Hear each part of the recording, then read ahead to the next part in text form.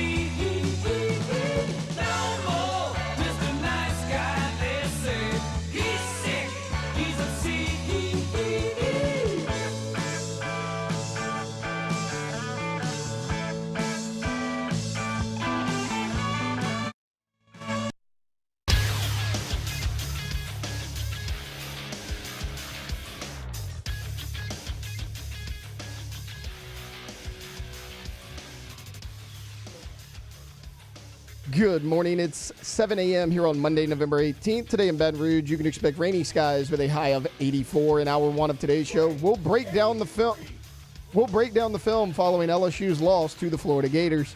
You can follow us on Twitter or Instagram at OTB_ESPN and watch us on YouTube at the 104.5 ESPN channel.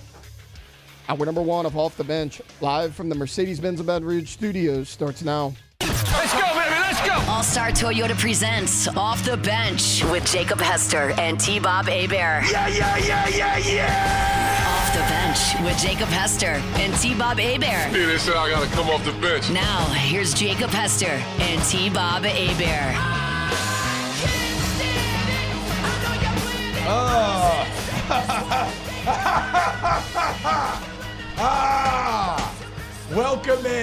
Welcome in.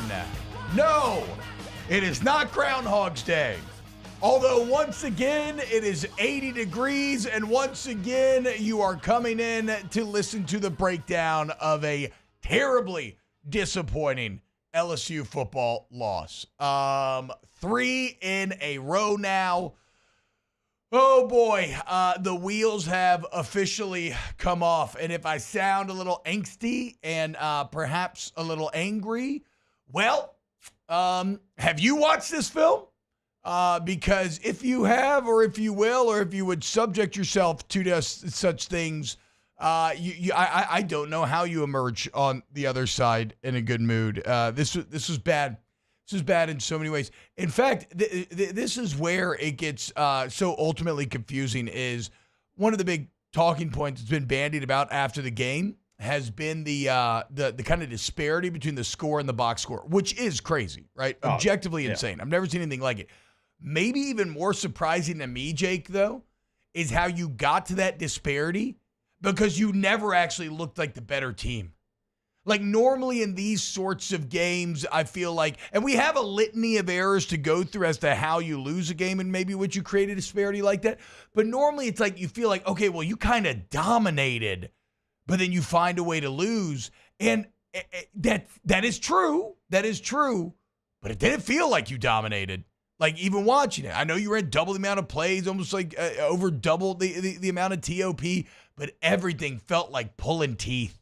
And it didn't get any better on film. And I'm sorry to you, Jake, that you had to sacrifice a nice weekend with the family to be in Gainesville, Florida, and have to call that train wreck of a game. I apologize to you on behalf of everyone. Oh, man. Yeah, it was not great. And what an odd box score. You're right. And we'll break it down from every single angle. But the way that it reads, you're like, how in the world? You ran over 90 plays and you scored 16 points? Never seen anything like it.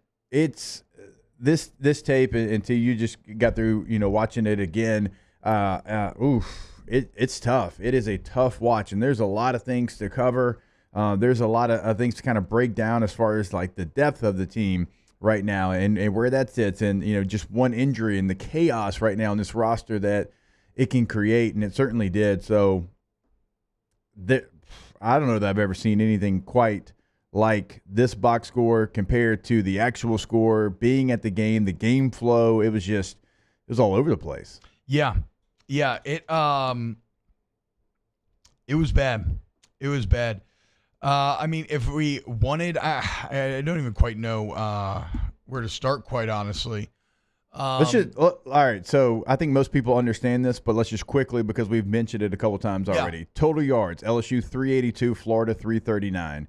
Passing yards, LSU 262, Florida 226. Rushing yards, and again, you had 7 sacks. You gave up 7 sacks. You did not sack Florida, and you still won the rushing battle, 120 to 113. You won the penalty battle. You had 3. They had 7.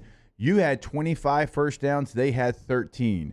You converted on third down 13 times. They converted 3. You converted on fourth down. 3 of 9. Yes, you converted on fourth down, 2 of 4. They did not attempt a fourth down. Total plays, 92 to 43. 92 plays to 43. Yeah. Time of possession, 41 minutes and 43 seconds to 18 minutes and 17 seconds. Just call it 42 to 18. Nice and simple. Exactly. So that's a box score that you're supposed to win that game 100 times out of 100. And it wasn't in like you had a ton of turnovers, right? Now you had an actual turnover, and then you did have a turnover on downs, which maybe if you want to count, but it's okay. So how does that box score happen and then you lose? Let's go through the litany of errors. The fourth down jet sweep on the first drive was, I think, a poor call and poorly executed. You had the drop Devon Keyes interception that later turns into a touchdown. It was a really good play from a freshman up until the pick part because he read it perfectly, got back in coverage, found the man. You had a bad snap that led to a missed field goal. You had an error when you're driving right before half. You end up tying it here, but you have a chance to score a touchdown, and on 1st and 10, you have an errant snap that creates a play that means nothing. You're down 3, moving the ball kills the momentum of the drive. In the second half, you had Kyron with the OPI when you did not need to make any contact. He was probably cooked even if you did nothing, but you just got to run by him. You're fine. That took away a touchdown. Sage Ryan dropped a pick in the third that would have taken 3 points off of the board. You have bad pocket presence from Nuss that led to the fumble, and Emory Jones going for glory fumbles it back to Florida, which is one of the, if you like dark humor, Emory Jones, how he got hit is hilarious. I mean, he got the end zone view is unreal. My man got high load. Yeah. He thought he was maybe going to get that 3rd and 6, and he got blown the hell up. So you fumble the ball, you give them back, and then the defense stands strong and holds up, and you go 3 and out because Mason Taylor stepped out of bounds. He didn't have to. When you're going down to try to tie the game with less than 8 minutes left, you have a false start. And then defense, according to weeks after the game, and 2 separate calls on the touchdown run that ended the game when the defense comes up with a stop there. And the defense actually, I would say this, the defense, I'm not upset with. They actually did I was surprised by some of that narrative over the weekends. Like, defense, like no. If you're going to say one side of the ball need to step up more, is certainly the offense. Defense definitely not perfect, and we'll get to DJ Lagway. He's really good. For him to do what he did with his arm and basically not having his legs, like what a moment for the young quarterback. But like the defense defended the traditional run game well. Yes, they lost some one-on-ones, a bit too many explosive plays. But overall, I thought the defense was pretty damn solid. Definitely played well enough to win. It was the offense's just complete inability to find a rhythm, to finish drives in the red zone, and really to protect the quarterback. The O-line was a disaster on Saturday. And in the end, you end up with a game where you have that box score and you lose by 11, which is the craziest part. You didn't just lose, but you lose by double digits with that box score. Yeah, you mentioned the offensive line. I think this is a great example of how important it is to have 5 guys working in unison, because your tackles, they actually played pretty well. Yeah. Your tackles, pass protection, I thought they were super solid. Even in the run game, I thought this was maybe one of their best efforts of the year. But the interior, both guards in your center right now, I mean, the struggle bus doesn't even begin to describe what it is. It is like, I don't know that I've ever seen a difference from the 3 interior guys to the tackles and the pillars of your offensive line right now. And T-Bob, the thing that's frustrating when you watch film, it's not like, man, that's a crazy exotic game. That's down and around. He got caught. It's like, nope, just right up the A-gap, like lining up in the shade and just right now in the A-gap, and you're opening the gate. There's no strong inside hand presence. It is tough to watch because it's a very basic rush, or it's a very basic game on a run play.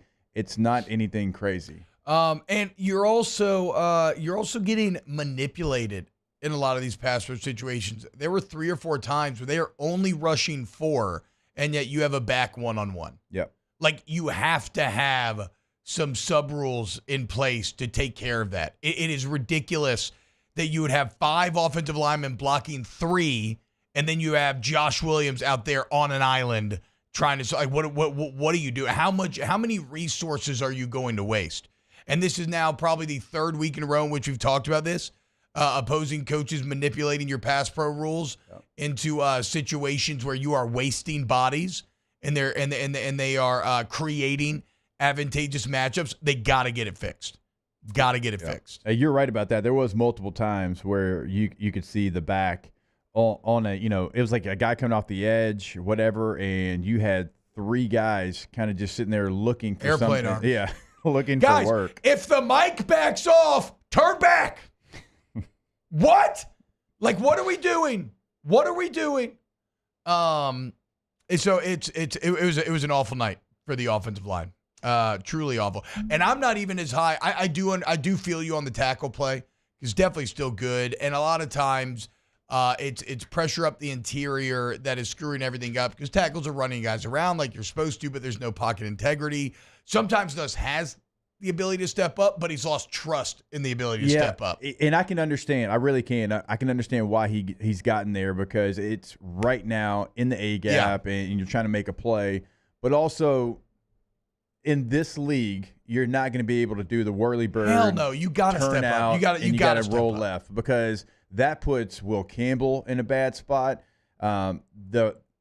The chance for disaster goes up by fumbles 100%. Yeah.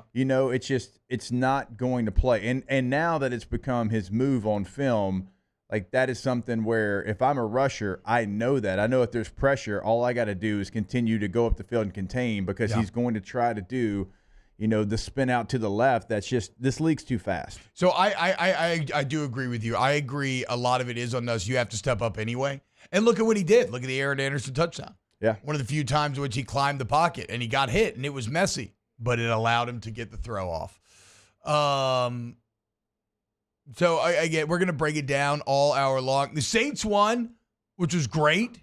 Shout out Taysom Hill. Shout out the Rizzler. Getting it done at home. A tough-fought game where they end up pouring it on him at the end. For the 2nd game in a row, the New Orleans Saints finish. Something that was completely absent in the Dennis Allen era. So we will get to that as well.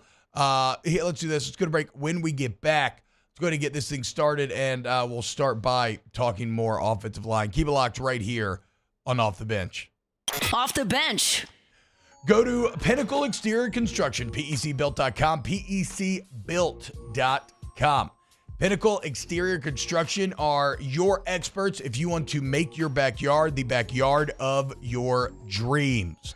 Look, man, whether it's a completely custom pool or you want to make like an outdoor, we have spec pools too, where it's like these templates and then you choose options within the template so it's more affordable, but it's still customizable, or complete custom, or you want to build like outdoor kitchen, living area, chill area, whatever. We build the spaces, okay? You build the memories. and you are going to, it's going to be the place that your kids, your friends, everybody wants to hang out at, fences, whatever, all of it.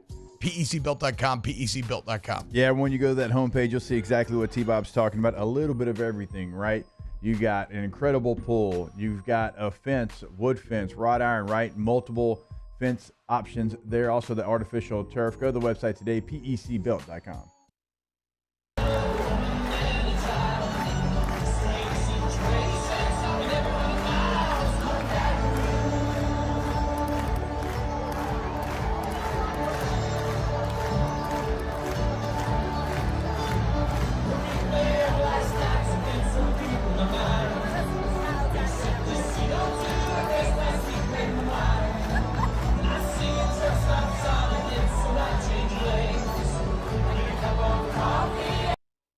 Dylan Cruz here to tell you about Six Rings Baseball and Softball Camp. If you live on the North Shore and play ball, go to Six Rings Camps with former LSU assistant coach Dan Canaveri. His knowledge is second to none, and your child will improve and have fun doing it. Camps were held at Coquille Park and Six Rings Academy in Covington with 4 sessions over the summer. Full day and morning only sessions are available from ages 7 to 13. Go to sixringsbaseball.com or call 985-206-9096. Learn the game to love the game. Breck teamed up to reimagine your parks, and you imagined big. With your help, we went to work, creating 12 beautiful community parks across the parish. A family-sized water park, miles and miles of trails, and parks just for your dogs. There are more places to splash, to explore, to run wild, and even soar. You imagined, we delivered. Gold. Breck, your #1 park system in the nation. Electricity is all around us, and our families depend on it. Every day is sparked by the power of a cold drink or a warm meal, a movie night, and a comforting light at the end of a dark hallway. From sunrise to sunset, playtime to bedtime, our team is ready to take care of your electrical needs. Even in the case of an after-hours emergency, the light in your life shines brighter with Mr. Electric. Hey, it's Matt Moscona. For years, you've heard me tell you about Insurance Network of Louisiana, helping you find better coverage for less money. But it's not just for your home and auto. They also offer commercial property. So, retail stores, professional offices like doctors, dentists, attorneys, clothing boutiques. Insurance Network of Louisiana can find you better coverage for less money. They service the entire state of Louisiana, and they're local. So call today at 293-0450 or lainsurance.net. Jerry and Benny Payne began Central Plumbing Company out of their driveway in Tanglewood subdivision. 50 years later and 4 generations down the road, we continue to serve Baton Rouge and the surrounding areas for all of their plumbing needs. Residential, commercial, industrial, or hospitality, Central Plumbing is here 24/7, 365. We want to thank our customers, family, and friends for 50 years.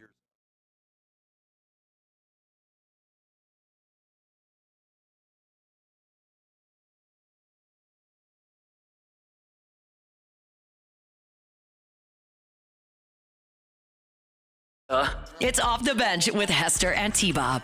You could not have timed Mike Jones more poorly. Nothing could be further from the truth. Back then, we were hot, and everybody was on us. Now, we are getting treated like the scrubs. You know, you got to feel good sometimes, man. It's all about feeling good. Shut up. Now, sometimes you got to feel the pain, too. You got to embrace the suck. Yeah, sometimes you have to acknowledge the truth. Otherwise, what are you going to change? All right, let's go ahead and get this thing started. It's time to get to work, courtesy of Tiger Labor and Staffing, where they can help take care of screening, training, payroll, and more. Now, for starters. For the shortest waiting period in the industry, Tiger Labor makes it easy to transfer top talent onto your payroll quickly. Tiger Labor personally vets your workforce, so all your staff needs, whether short or long term. And look, we're not just forwarding resumes. We are interviewing and dispatching every morning at 5 a.m. So we've been talking about this LSU film. I think so much of this, we have to go to the offensive line, because everything stems this game out on offensive line. that was just an absolute weakness.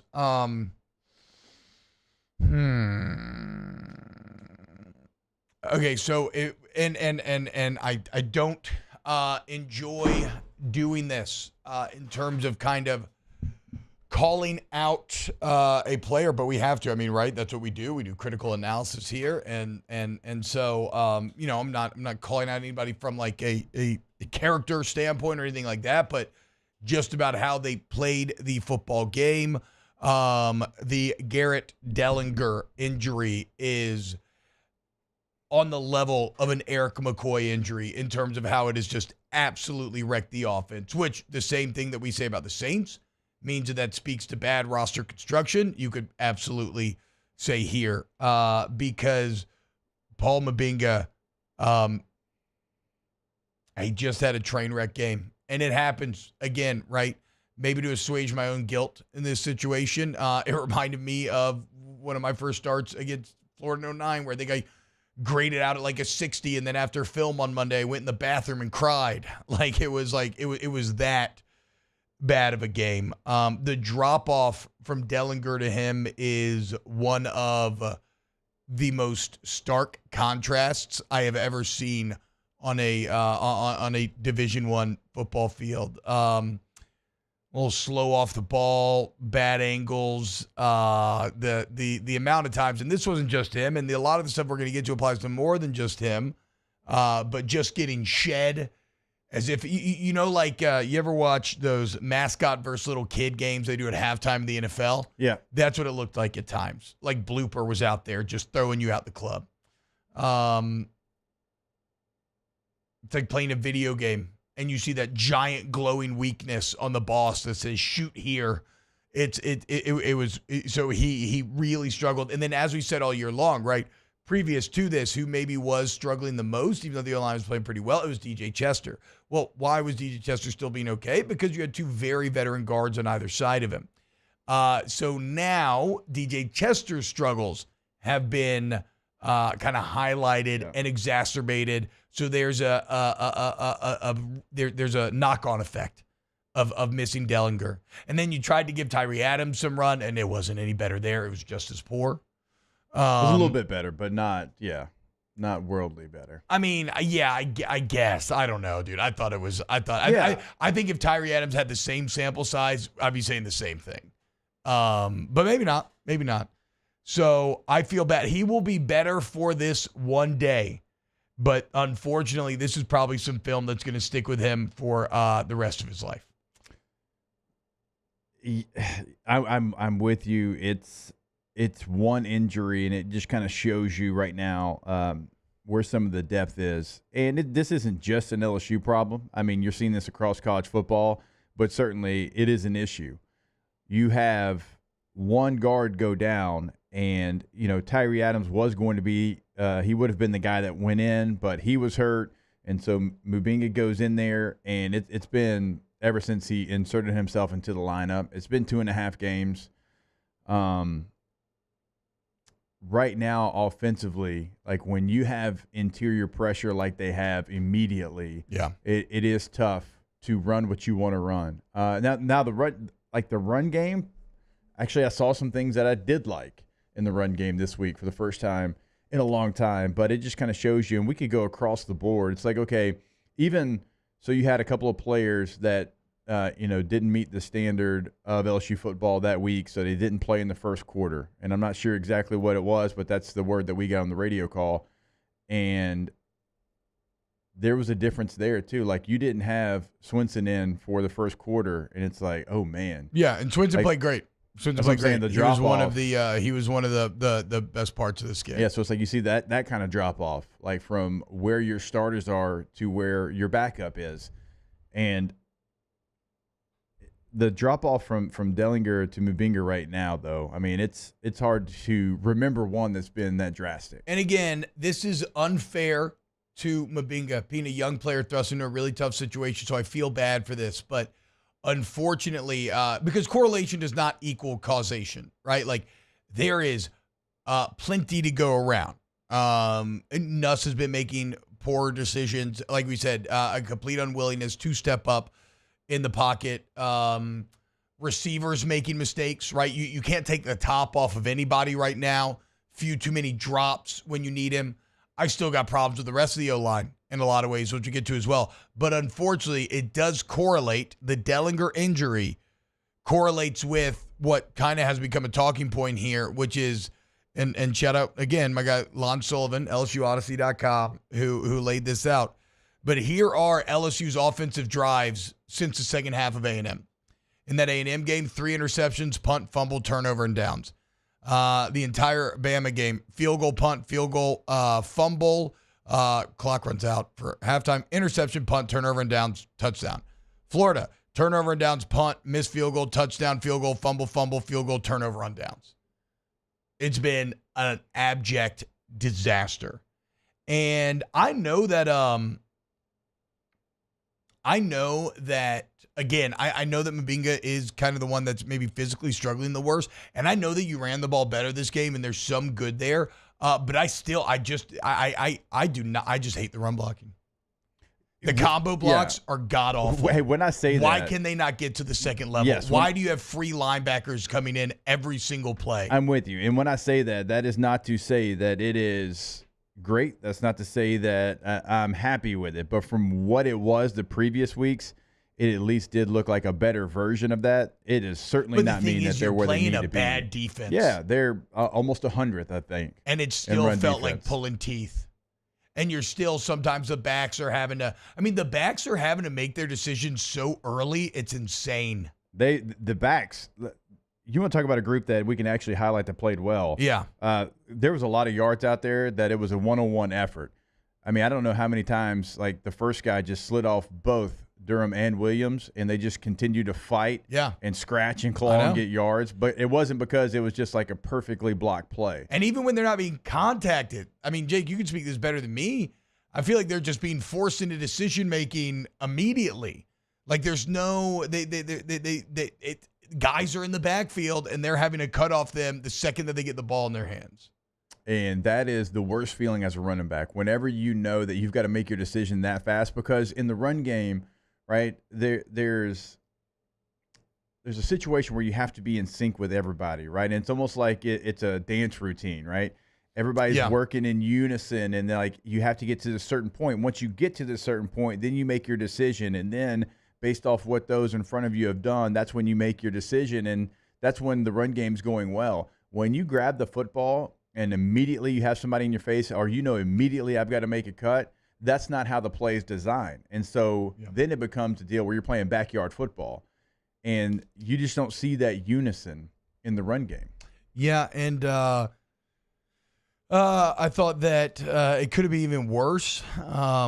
You had a pretty inexcusable forced fumble at the very beginning of the third that you managed to fall on that would have set them up with a very short field. So you got a bit lucky there. I thought the perimeter blocking was poor as well. It's not just the offensive line. I mean, look at the jet sweep. The whole idea is, okay, let's get Trades Green, a giant out there, a guy who we've trained up at tight end. Let's put him on DB. And he just has kind of a lazy reach. Yep. Also, you got to put your foot in the ground in that one too. Yeah, you got to. Oh, with the back. Yeah, with Thomas. Yeah, for sure. Or sorry, yeah, with Thomas. Yeah, for sure. But you have to play that hard outside if you're blocking, and get the defense flowing and help it open up more for Thomas to either have the ability to maybe push it out or cut it up because guys are running. And and you got to start putting guys in those kind of positions where they can be successful. Like CJ Daniels, he was blocking his ass off on the edge in this game, and he always does. Yeah. It is something he brings. Like, go back and watch the tape and just watch number 4. Like, he's always finishing his blocks. Like, if you're going to run a play like that, like, you have to know the personnel. Like, that's somebody I wouldn't mind putting in the slot because he's going to get the job done. Yeah, no, right now, like CJ Daniels, Aaron Anderson, it's kind of like the screw you, you're cool, screw you. Like, like Aaron Anderson, CJ, I got no issues with y'all whatsoever. That route by Anderson on the touchdown was one of the few, like, really clear, good positives of the day. I think you're becoming way too predictable out of pistol. Everybody knows you're running stretch. Florida's calling it. They're going this. Oh, I called it out in the broadcast. They're literally stretching taffy in front of you when you go into pistol, and the linebacker is pointing to the exact direction the play is going. I called it on the broadcast. What is that? When they do this stretch motion, they know exactly. If you're letting an 18-year-old figure you out, that's not good. You did switch. So the one time you switched it up and they ran a gap scheme run from pistol, it actually was a positive play. Yeah. Right? I'm like, and I even mentioned that. I'm like, okay, because every time they've gotten in pistol, even that time, here comes the linebacker making the stretch motion, and you changed it up, but then you fell right back into the same tendency because I think you ran it 2 more times in the game, and it was stretch. And you're right. The linebacker, not only did he make the stretch motion, he literally pointed to the direction that the ball was going. Every single time. I think the last one, too, like, the safety comes down and tells, like, the kind of, like, the Sam Nickelback or whatever you want to call him. He, like, points. He's like, hey, like, get up. They're like, get ready. Like, you set the edge. They're coming for you. And sure enough, they did. And sure enough, he did. Other pieces of frustration here. If you're wondering, if you're wondering why with this LSU offense, everything felt so east and west in this game, no chunks, no big plays, it's because Florida was able to consistently get pressure with 4 and drop everybody into coverage. Yeah. And when they would try to play man, those are the plays you were winning. But when they would drop Jake into zone, be it cover 2, 3, whatever, the route combinations, sometimes I'm not the best at critiquing route combinations. Sometimes to me, they just felt like maybe way too long developing or just not very, I don't know. It was, but that's why you were being forced into so much underneath stuff, is because basically Florida knew, hey, we can get pressure just bringing 4, whether it's just through winning one-on-ones or manipulating the protection, and we're just going to play coverage, and you're not going to be able to get anybody open. Yeah, and you're right. There was no explosive plays in this one. And once you figure out that I can get that pressure with the 4 guys, I mean, that is utopia for any kind of defensive coordinator. Yeah. And I mean, seven sacks. That when you have 6 a number in the second half, the season total matched in the second half alone. And when you have a number like that, obviously your quarterback's going to start to feel it a little bit. There was a couple of times it's like, okay, you're finally starting some of the smoke screen stuff. You're finally, seeing some now routes to Aaron Anderson, trying to get him involved. But like, I like Darren putting his foot in the ground in the one where it's like, okay, I got to go straight down this man's middle. That's all I can do. Like, it becomes a return, basically. Yeah. Like, when you get a guy like that in space, that's what it becomes. And Thomas and Anderson, they have that skill set, and that's something that I've been wishing to see in the offense because it just allows them to make a move in space there. But you could really tell, like, if you want to highlight what T-Bob's talking about, at the end of the game when you were down 2 scores and you were just not in any kind of hurry, and everything was like right at the line of scrimmage or like 2 yards past the line of scrimmage. Like I don't. The 2nd and 12 run on that last drive was the most disappointing call of the night to me. The lack of sense of urgency. I was like, did they know they're down 2 scores? Do you know, like, you still got to go get an onside kick there? I mean, I don't know if Nuss thought one time that maybe somebody got out of bounds, but it was making checks at the line. It was. When you get into that situation, there's no checking at the line. You have your 2-minute rules. You live or die by your 2-minute rules, and you get on the ball, and it's a quick hand signal to the left, a quick one to the right. The protection is the protection. It's not going to change from sub-protection. It's going to be a 5-man protection, right, where the line's got the 4 down and Mike, and the back's got everybody else. At least I would assume that's what it is, and it's a, hey, let's go. But it was way too much. I mean, it was taking 35, 36, 37 seconds to get back onto the ball and run a play. And then you set up for a field goal, A litany of errors. That's one I should have added to the list. Just a lackadaisical approach with the game on the line. In terms of positives, I did actually think the D-line played really well. The edges especially. But even the interior, it was interesting, Jake. It was a game where, like, the interior would seem like they were getting pushed back at times off the snap, but then they would fight their ass off and still manage to come up and stop it for like maybe 1 yard or no gain. Even though the DBs kind of continue to be limited, I thought, you're playing a lot of man coverage, and Lagway beat you a couple times, and for the most, like, Zy Alexander held up well. He did. And when Lagway made throws, he dropped it in the bucket.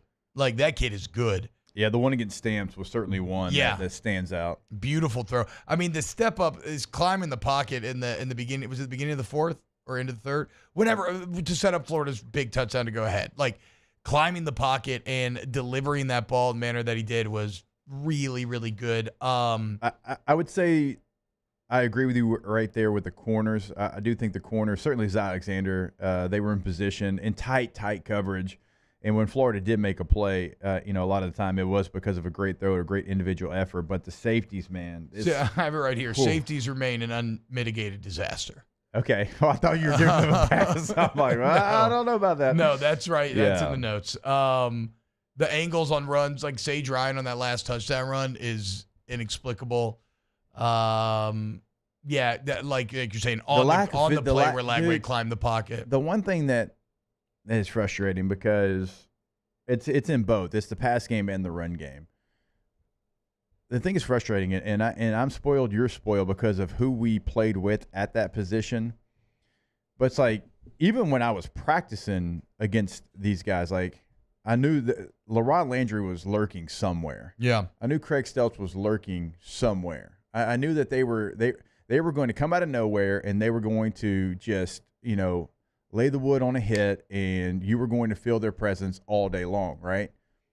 That's one thing that's just completely gone. Yeah. Is just these mean, nasty, tough safeties. I mean, you played with Tyron, you played with BT. Bro, we had Eric Reed. You mentioned Brandon Taylor. Whatever. You can't take charges. You can't take charges like Vlade Divac at the safety position. Yeah, you have to be the hammer, not the nail. And that's you also got to understand angles. You do. I do not, and I don't think they do, for whatever reason. It's like they're completely caught off guard by the. I'm not saying it's easy, but it's bad. It's really bad right now. It's definitely the weakest part of the defense as a whole, and it's not particularly close. But yeah, you're right, Jake. Nobody's laying the wood.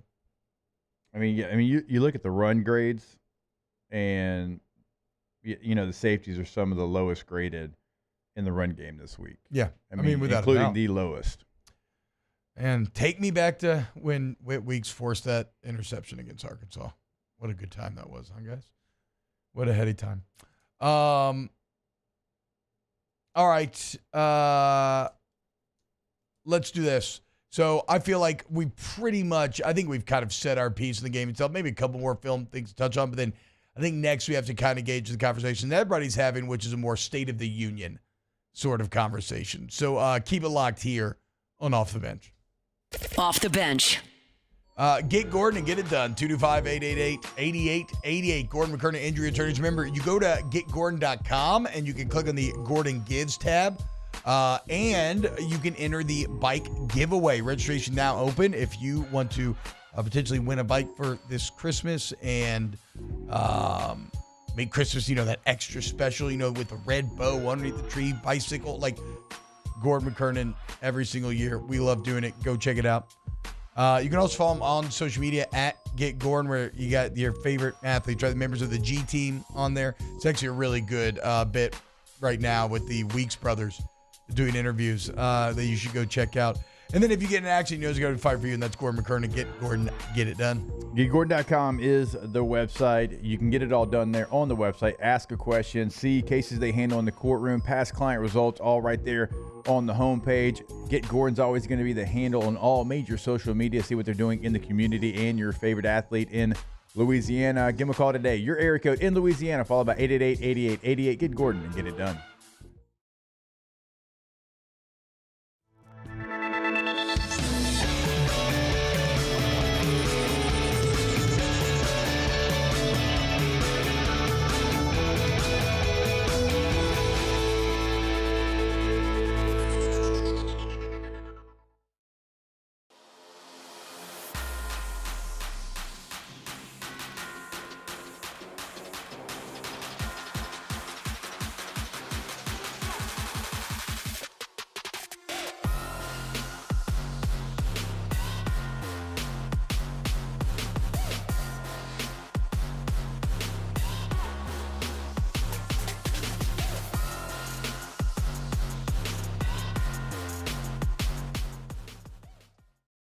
Dylan Cruz here to tell you about Six Rings Baseball and Softball Camp. If you live on the North Shore and play ball, go to Six Rings Camps with former LSU assistant coach Dan Canaveri. His knowledge is second to none, and your child will improve and have fun doing it. Camps were held at Coquille Park and Six Rings Academy in Covington with 4 sessions over the summer. Full day and morning only sessions are available from ages 7 to 13. Go to sixringsbaseball.com or call 985-206-9096.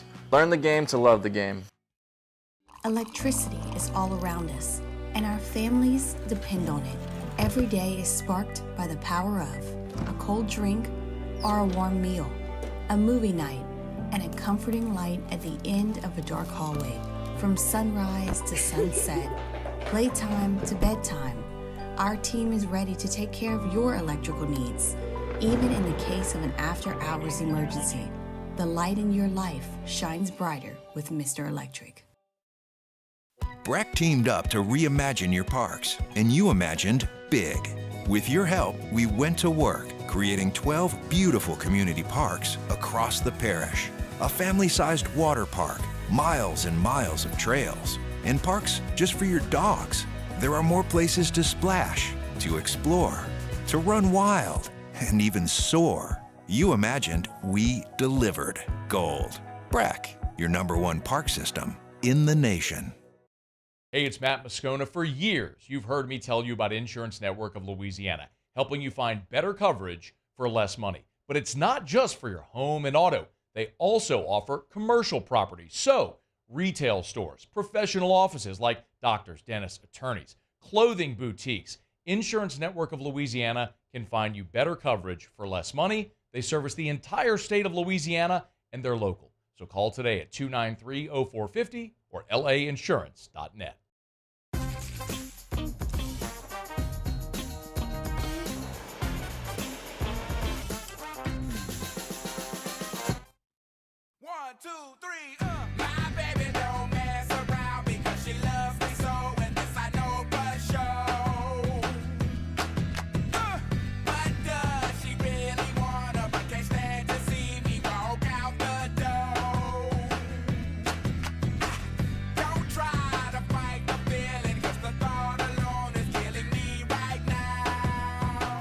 Welcome back to the best morning sports show around.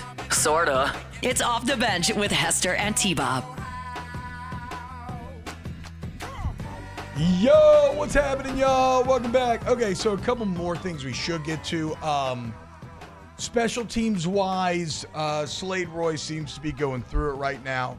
A guy who, you never want to think about the deep snapper, right? And to be fair, we never did for a long time. But call it the yips, call it whatever you want. The knoblocks. 2 of 3 really bad snaps. So the first one, obviously, on the ground, that leads to the miss. And shout out Peyton Todd, because on the big one, I think it was one that tied it up for half, the massive one you had to have. That ball was high and behind Peyton Todd, and he managed to snag it and get off a perfect hold. And Ramos came through. It's not Ramos' fault. It's really not. No. So the operation has been a mess over the last 4 weeks. Okay, do I have anything else to empty in terms of film takes? 3 touchdowns in your last 10 quarters. Yeah, I mean that like we said, we just went it directly correlates with when Delhi went out. We went through again. Where was it? The just in case anybody missed it. Again, Lon Phillips lining it up here.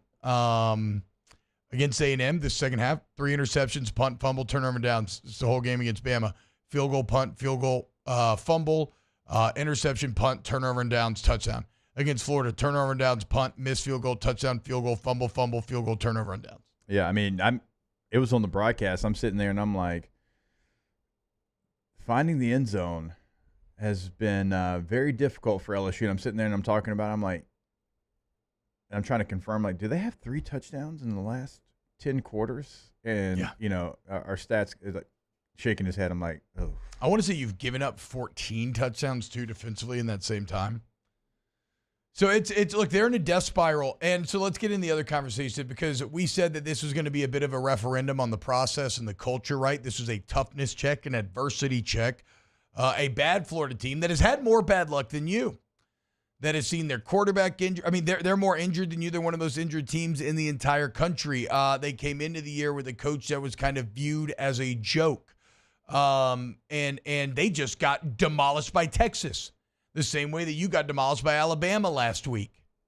And so, no, you could not have failed this test any worse.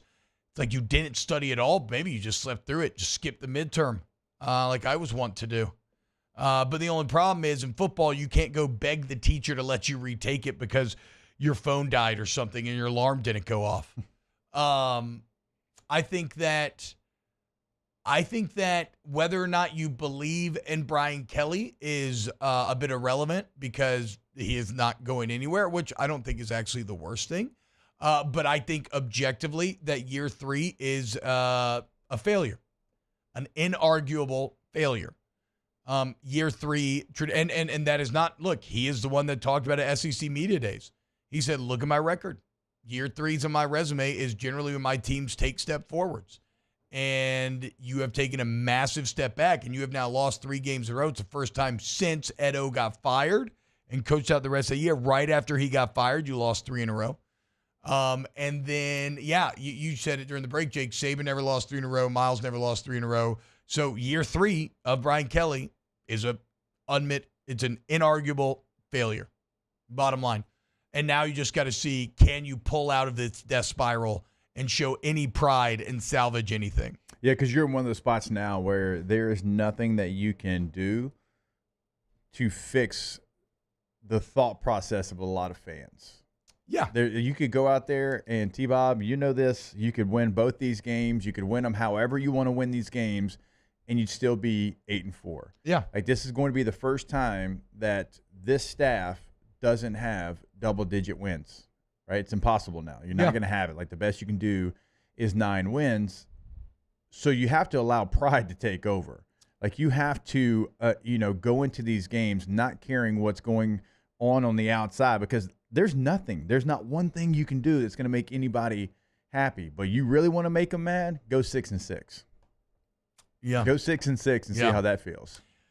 And then go to a bowl game and then go 6-7. Yeah. Many are saying LSU is burning. And unfortunately, that is hard to argue with right now. Yeah. I mean, you have to hold this class together. Like, holding this recruiting class together is the lone saving grace that you have right now. If I'm a coach, I say, you know what? And then what's going to happen in the game's going to happen in the game. Forget watching film. Make sure you're landing these recruits here in a couple of weeks. You have to keep this class together, because that's the only win that you could have with the fans. Yeah. In terms of kind of not even the class. I mean, there's like 3 players in the class. Yeah. That everyone wants to see, sign on the dotted line. You just lost an interior lineman to Ole Miss over the weekend. Now, this wasn't like unexpected that you were going to lose him. Just talking to some people around it, like when it happened, maybe right after the game was unexpected. But I mean, it's a top 100 player. Yeah. But there's, you start talking about Pickett and Underwood and some of these, and Barry. Like, you got to get to the finish line with those 3 players. Got to. Okay, Chad is saying that Miles lost 3 in a row in 2015. So when did Miles? And that would have been the year before he got let go, because I think he got fired in the 2016 season. He got fired 4 games into 2016. Yeah. So that was kind of that was the canary in the coal mine then.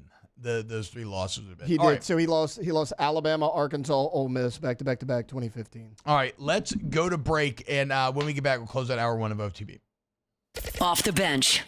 Go to Coleman Roofing and Construction, colemanroof.com, colemanroof.com. All of your roofing needs under one roof since 1982, guys. 42 years. How about that? Louisiana's most reliable, respected, and complete roofing company. Just a great culture.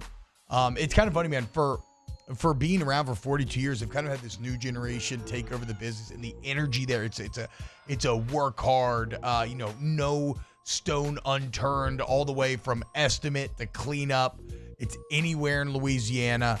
It's commercial, it's residential, it's any type of quality work, peace of mind, customer service, care, a big company with a small company feel. And we're very proud to be partnering with them here on Off the Bench and try to lead you to the correct decision. So you need roofing, you want Coleman Roof, ColemanRoof.com. Yeah, it truly is that one-stop shop that T-Bob talks about because of the construction portion of it. You know, if you've got a leak and you got some drywall flooring issues because of it, they come in, they fix all of that. You'll see right on the homepage of the website what they can do for you as far as a commercial building. Nothing's going to be too big for Coleman. Check them out online at ColemanRoof.com. Let's talk turkey. Bayou Ford can get you in a new 2024 Ford F-150 with $15,000 off MSRP. $15,000 off America's favorite F-150 truck. All new Bayou automotive vehicles come with a complimentary 7-year powertrain warranty. The crew at Bayou Ford is going to do right by you.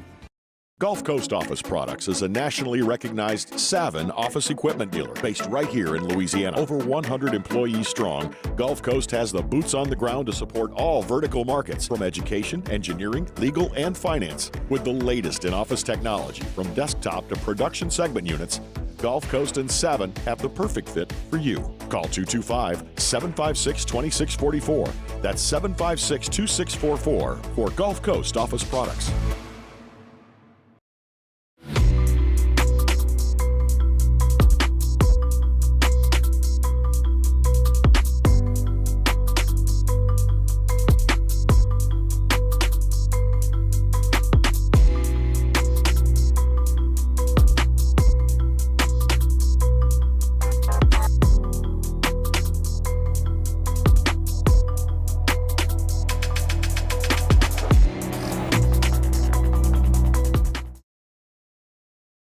Jerry and Benny Payne began Central Plumbing Company out of their driveway in Tanglewood subdivision. 50 years later and 4 generations down the road, we continue to serve Baton Rouge and the surrounding areas for all of their plumbing needs. Residential, commercial, industrial, or hospitality, Central Plumbing is here 24/7, 365. We want to thank our customers, family, and friends for 50 years of success. And looking forward to 50 more. I've been doing business with Luba for 25 years. They're dependable, trustworthy. It's just the attention to detail with our clients. Our folks have years and years of experience. They're highly trained professionals, but many companies have that asset. What I'd like to think makes Luba a bit different is that we use those talents in a way that truly is dedicated to serving the needs of the folks who depend on us. Dylan Cruz here to tell you about Six Rings Baseball and Softball Camp. If you live on the North Shore and play ball, go to Six Rings Camps with former LSU assistant coach Dan Canaveri. His knowledge is second to none, and your child will improve and have fun doing it. Camps were held at Coquille Park and Six Rings Academy in Covington with 4 sessions over the summer. Full day and morning only sessions are available from ages 7 to 13. Go to sixringsbaseball.com or call 985-206-9096. Learn the game to love the game. At Relief Windows, we're more than windows. We're windows, doors, hardy plank, and vinyl siding. But our #1 product is always customer satisfaction. Visit us online at reliefwindows.com.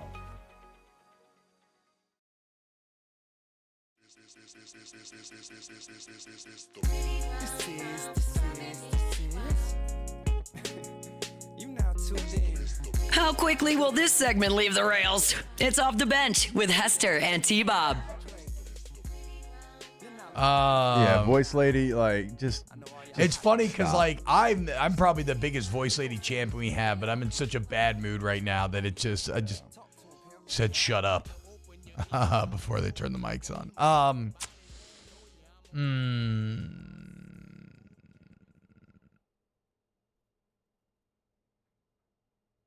All right. Okay, so Daniel Blunt says, Taylor, it's the end of the first hour, and you and your brother have come with 0 takes. That's our fault. We've been talking the whole time. What did you two think about Saturday's game? I'll let Taylor go. Taylor's a lot more passionate. Thank you. It's just bad all the way around, T-Bob. Like we were talking about it during the break. Like you're talking about, oh well, this position. Find me a position other than Zy Alexander that's really looked good top to bottom. It would be. Look, if you want to talk positives, the D-line overall remains playing way over their head. They fight. Yeah. They fight every play. And when you watch this tape, I can appreciate that because that's not always going to be the case. Yeah, the edges are really good. Like Swinson's really good. Saban's good. The interior fights their ass off and is doing the most that they can. Zy Alexander's good. Aaron Anderson, CJ Daniels. Yeah. That's those two. Yeah. But Mason Taylor. That's the thing, though. Like, coming into the season, everybody would have said, interior D-line's by far going to be the weakest part of your team. Yeah. It's kind of the bright spot of your team. Bo Davis. It's been a complete vote. Well, that tells you that who might be the best coach on staff. It's probably Bo Davis at this point. But, it's just bad all the way around. And you hear so many people say, Nuss this, or receivers that, or Campbell this. Like, the worst part is it doesn't really matter because they're all bad at this point. Like, does one change actually make a difference? It's tough. In some ways, yes, because the drop off from Delager's been so extreme. Like, you could point to that as really changing the entire makeup in some ways. That great at run blocking when he was in there. Yeah, no, I know. You still were not great at it. And you're still a deeply flawed team in a lot of ways.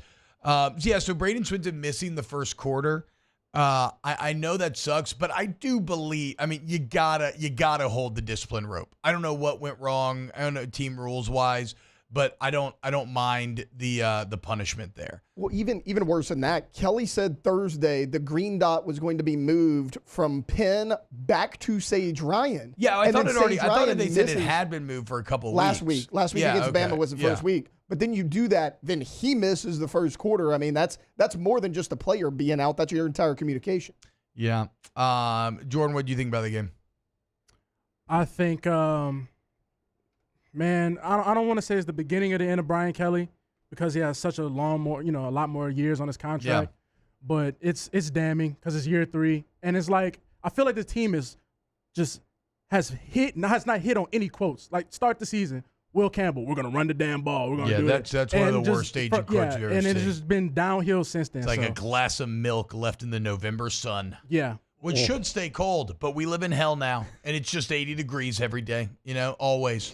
It's going to stay hot. My poor daughter's like, Dad, it's Christmas. Why isn't it cold? I said, I don't know, honey, because everything sucks right now. Probably if LSU football was playing better, it would be cold. But alas, here we are. Now, I do disagree with this. Lars in the chat says, the whole coach staff blows. F. Blake Baker. Now, again, I disagree. I actually think, I got problems with the safety group, but I think the defensive staff as a whole is going to pay really big dividends long term, and I think the defense was fine this game. The offense was a disaster. All right, hour 2. Hey, let's talk some Saints when we get back. Off the bench.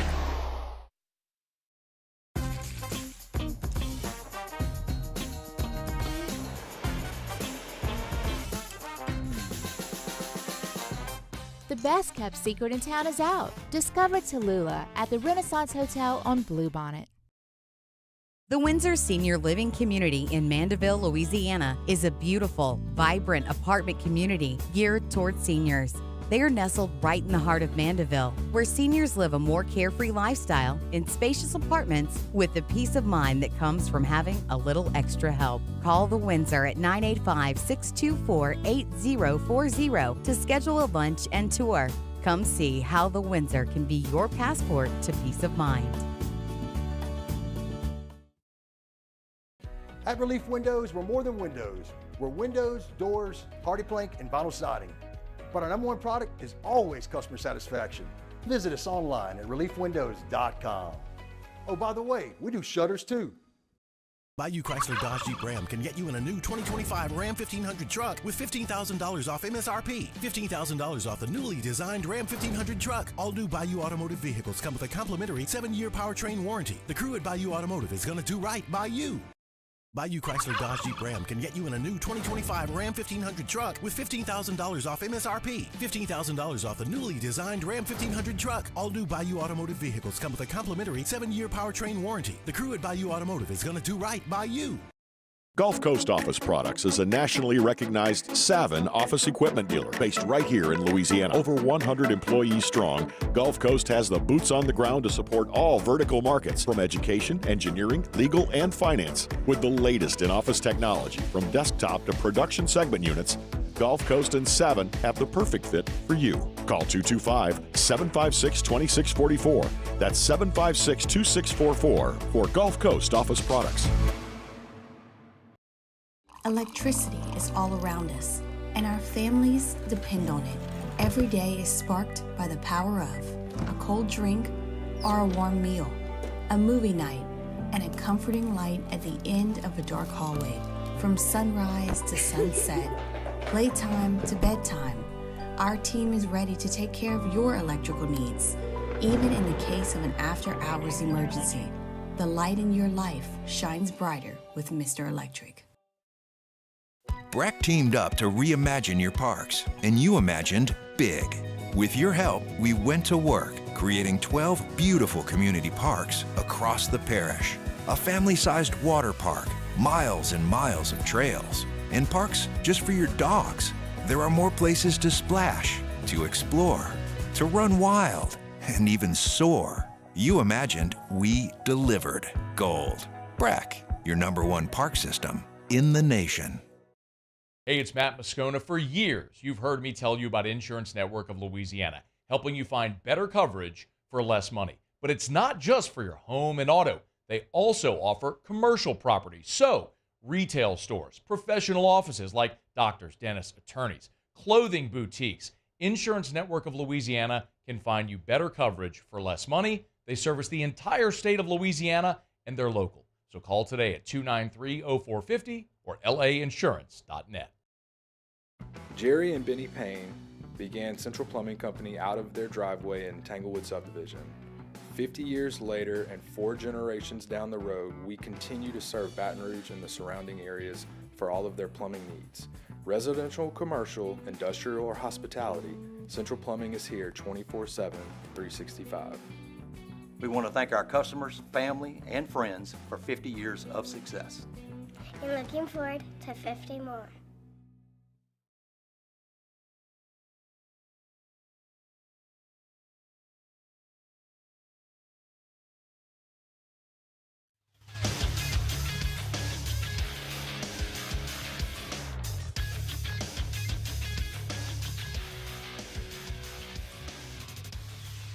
Good morning. It's 8 a.m. here on Monday, November 18th. Today in Baton Rouge, you can expect rainy skies with a high of 84 in hour 2 of today's show. We'll recap the New Orleans Saints' big win over the Cleveland Browns, and we'll talk about the football weekend as a whole. You can follow us on Twitter or Instagram at OTB_ESPN, and watch us on YouTube at the 104.5 ESPN channel.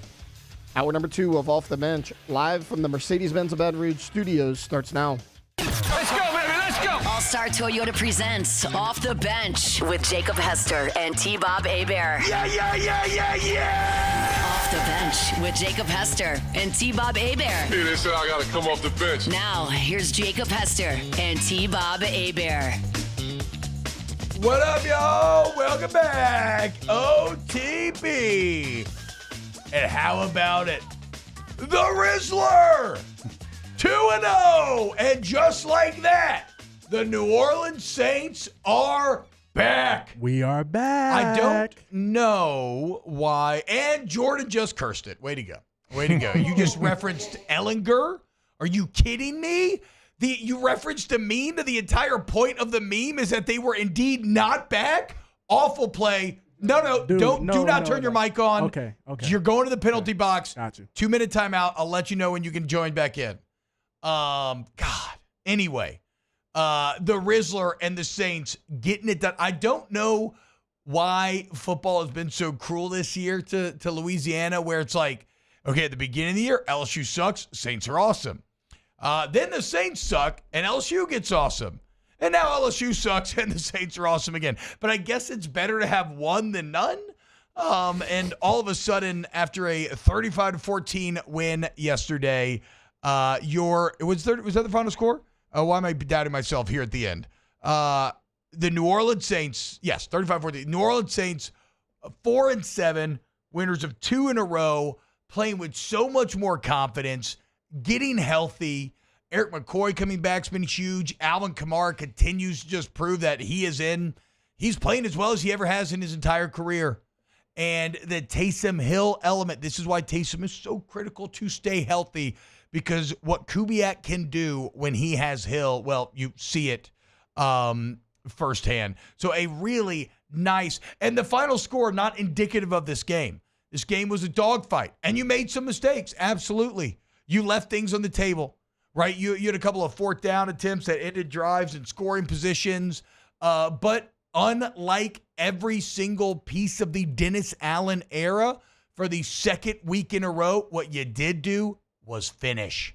And this time you finished even more emphatically, finding a way to balloon this score to 35-14. So a really nice win from the Saints yesterday. And I would call it, guys, the Taysom Hill game, certainly.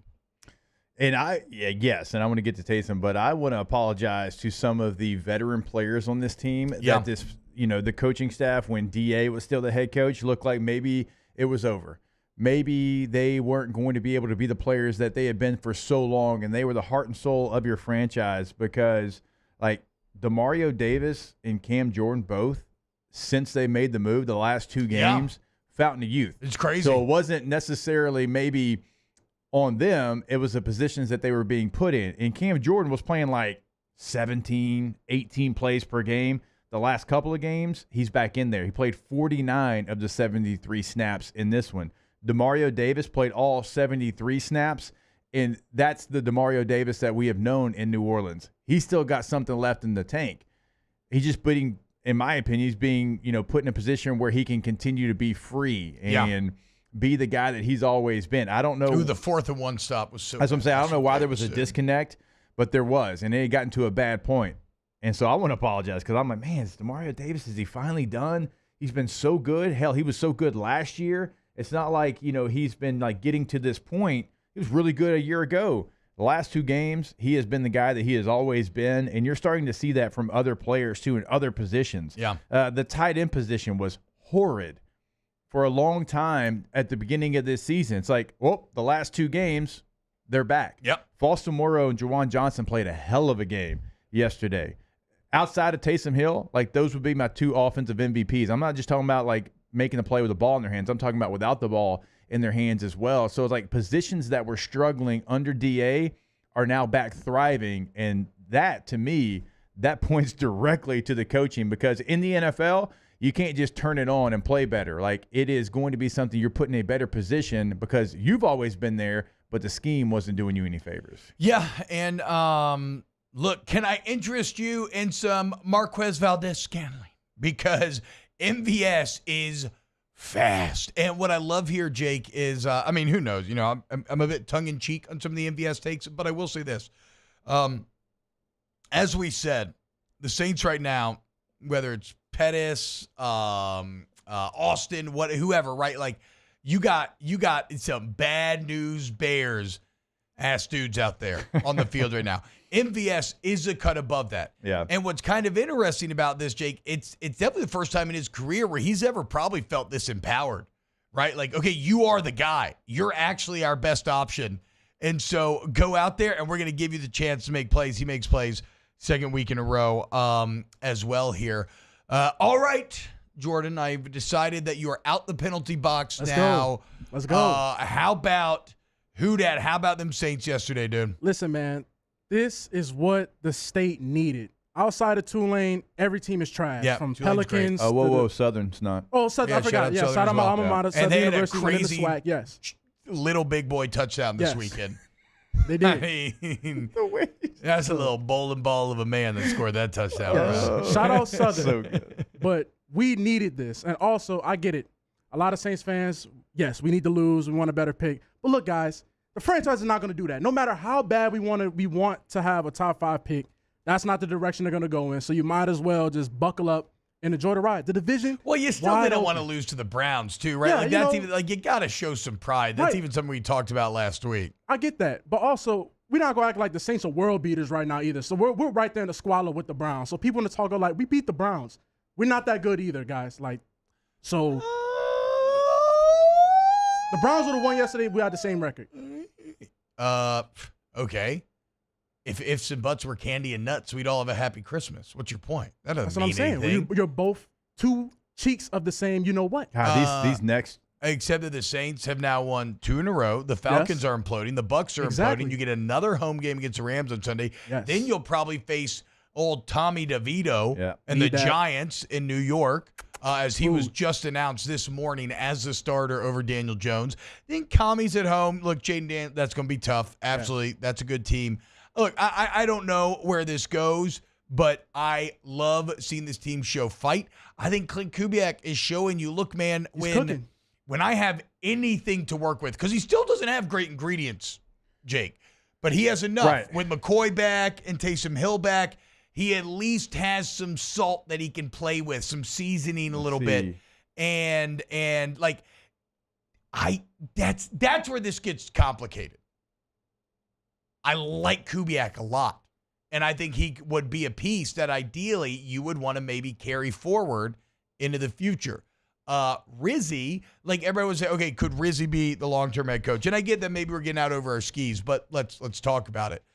It would take a crazy run, and maybe the door's open to do so. But I would say this for Rizzy. As you enter a rebuild, it's maybe not the worst thing. If he proves this over the rest of the season, it's maybe not the worst thing to give a guy who is a very proven great NFL special teams coach. Been doing it forever. Knows this league inside and out. And his bona fides when it comes to special teams are unimpeachable. I don't think it's the worst idea if you want to ride with him for a year or two as you try to figure out all the crap. And then, you know what, if it doesn't work, then maybe try to go get like the hot commodity. Because right now, Jake, and we kind of talked this about Nick, I feel like last week, but who are you, let's say you wanted to go get the hot commodity, you think he wants to come here? Like, what's attractive about the Saints situation right now? Yeah, you got a quarterback that's on, a big-ish contract. That's, on the other. It's a quarterback that sucks. On the other, on the other side of it. You do have some aging players. You're in cap hell.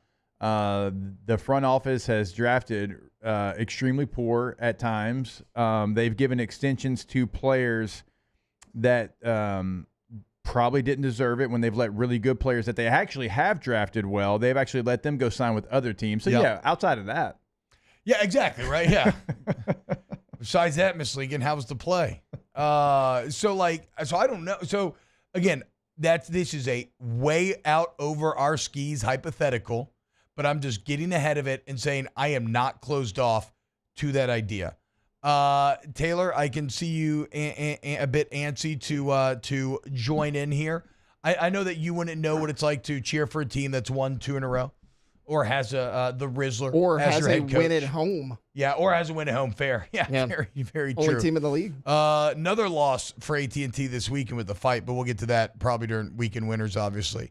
But okay, Tate. So what is your outside cowgirl loving take on the New Orleans Saints right now? I think they're trending in the right direction. I mean, you mentioned it earlier. You talk about the Falcons. They are imploding. They are doing what Atlanta teams do. And they can always turn it around. When you talk about the Bucs losing, it's going to be harder for them to turn around because they're so injured, right? No Godwin, no Evans, probably no Tristan Wirfs. So, I mean, how do you overcome that? I mean, you really can't on the offensive side, and their secondary has been questionable. I mean, you look at Carr from a game-by-game basis this year, guys, like just purely game-by-game, he's right there with Kirk Cousins in terms of efficiency. I mean, he is, just as far as game-by-game. I mean, Cousins, 255 per game, passing yards, Carr 217, but they're both averaging a touchdown and a half per game, and Cousins actually averaging more interceptions per game than Derek Carr. So, I mean, they're kind of neck and neck this year. I mean, Cousins has the more passing yards, sure, but, I mean, when Carr's had his fully healthy offensive line and a complement of weapons, like he's actually been okay this year. And the thing about Kubiak is that Kubiak's doing a good job of putting him in friendly positions and taking pressure off him with guys like Taysom Hill. And you know what's one thing that I loved about yesterday's game, Jake, is that it would have been real easy to bail on the Taysom Hill packages, right? Yeah. Because he threw the bad pick, and then he had the bad fumble in the red zone when you're moving the ball, and you didn't bail. You said, no, you're our guy. We're going to continue to trust in you. We think we have an advantage here, especially in this game. And you did that, and he rewarded you for it. And that's very rare. And if I want to be like just super probably out of pocket, I feel like if Dennis Allen is the head coach, that you don't stick with him there. And I feel like he's like, no, I don't want to see it anymore. Yeah, I don't want to see it anymore. Panics. Yeah. Oh, we can't turn the ball over. We can't. No. We just got to go back and we got to kind of be conservative. And that's what they would have done. We're going to play good defense behind us. Like, no, you can't do that. You can't do that in the NFL. You just can't. You have to go out there and you have to be yourself. You have to do what's working. You can't be scared to go make a bad play. And Taysom, at the end of it, now you want to fix those things, but like that's kind of, look, he's had a history of fumbling without question, because some of the plays that he's playing, even though he is a big physical guy, still doesn't matter. Like those are some hits that probably, quarterbacks aren't used to taking. But he went out there and he closed the game for you. Like he can be a real weapon. If you stick to a plan, I'm not saying I don't know what the plan is. It can change from week to week, but if you stick to the plan that week, he can do that for you. I mean, he is a true unicorn. Like there's like 35 different stats that I've seen that no player's ever done, thrown and run and pass for this much. All those belong to Taysom. All right, nobody does what he does. And if you have a plan, stick with the plan. Don't bail on it. And that's what they did yesterday. Yeah, so Hill, in case you don't know the numbers, Hill yesterday, 7 carries, 138, 3 touchdowns. He had that massive touchdown at the end. He has 8 catches for 50 yards. And then he does throw a pick, but his other pass attempt was an 18-yard completion. So, really, I mean... The pick was egregious. What are you doing there? Yeah, the pick was all... egregious. I mean, Taysom's deep ball has always been egregious. Taysom's deep ball is awful. That was a bad read, bad everything. That was a lollipop. But again, like in a lot of situations, the coach would panic there or get pissed and frustrated and move on from it. But you don't win this game yesterday if you don't stick with Taysom Hill. And so shout out Rizzy and the boys for saying, no, we don't look mistakes. Okay, fine. Go make me right. Go make up for it. And as a player, that's what you want, man. You want the opportunity to make up for the mistakes because nobody knows the impact of those mistakes more than Taysom. He doesn't need to explain to him. He feels that harder than everybody else when he fumbles that ball in the red zone, when he throws that pick. And so he then is hungry to try and make up for it. You allowed him the runway to do so, and he honored you. Though, T, what after all this and seeing how the players have had a reinsurgence with Rizzy and all that, it makes me really wonder, what if Kendre Miller really wasn't hurt this whole time at DA? Because, you heard about how DA was just putting players on IR and whatnot because if he didn't like them. So what if he comes back and he actually, pops? I don't know. Just saying. I thought I had out-of-pocket takes. I don't know if I can go full conspiracy theory, Kendre Miller not really hurt but put on IR just because Dennis Allen doesn't like him. That's what I'm thinking. That would not explain why Kendre Miller didn't practice during camp. No, I'm not talking about that one. I'm talking about the second one. I know, but I'm saying, but he had a hammy the first day of camp. I'm not extending that grace to Kendre Miller yet. Let Kendre Miller prove one thing to me before I give him that grace. He comes back probably this week or next week. So we're going to see. I'm just saying, just put that out there. We're going to see. I don't know that we will. As long as you have AK and Taysom, I don't really know where Kendre fits in. Maybe at the edges. Well, I think you can AK workload, just turn it out a little. Not, I'm not saying split his carries or whatnot. Turn it down? Just a little bit. I disagree. I think AK looks young, fast, and dynamic. You want to put Kendre, you want to give Alex, you want to give AK touches to Kendre Miller? I'm not saying split his. I got you, Taylor. You're back in the box, dude. No, I'm not. I hate to do it. Exactly what I'm saying, the team votes. You trying to play mute his mic. Mute his mic. I didn't say split his carries. You're getting a 5-minute major. Nah, bro. Turn off your mic. That's another 5 minute. You get out of here. You're on the edge of getting thrown out. Dude, I'm going to go full Angel on you. This is full crazy. Cowboy Joe West if you don't relax. Nope, turn it off. I don't want to hear it. New Orleans Saints, winners of 2 in a row. Shout out to the Rizzler. When we get back, we'll be your Tates and Body for it. YouTube chat. Keep it locked. Off the bench. Go to allstartoyotabatonrouge.com. All-Star Toyota of Baton Rouge.com. All-Star Toyota, your one-stop vehicular shop. If you need to, you want to buy a brand new vehicle, we got great deals on the 25s, which also means the 24s have even better deals going on, and those are freaking awesome.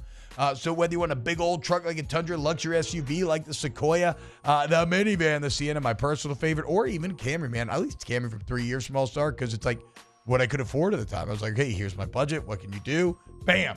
The right answer for me and my family. You find the right answers every time. And also Toyota Baton Rouge. Yeah, go to the website today, see what you can buy new, see what you can lease, and of course, check out those rentals as well. Everything available in all three of those processes. Not going to find that anywhere else. And so, if you're looking for a midsize SUV, full-size SUV, van, multiple trucks, hybrids, whatever, they have got you covered. Go ahead and call Miss Lisa Sessions today in that rental department. All-Star Toyota of BatonRouge.com. Looking for the ultimate game day experience? Come to the Queen Casino in Baton Rouge. Wall-to-wall TVs mean you'll see every touchdown in HD. Place your bets and feel the thrill of every play with our DraftKings Sportsbook. The Queen Casino, where every moment is a win. Gulf Coast Bank and Trust is giving our customers the power to bank anywhere, anytime during this challenging event. And we're right there with you. Our mobile banking app is a smart way to manage your money and time. Gulf Coast Bank and Trust, the bank that cares about you. Let's talk turkey. Bayou Ford can get you in a new 2024 Ford F-150 with $15,000 off MSRP. $15,000 off America's favorite F-150 truck. All new Bayou automotive vehicles come with a complimentary 7-year powertrain warranty. The crew at Bayou Ford is going to do right by you.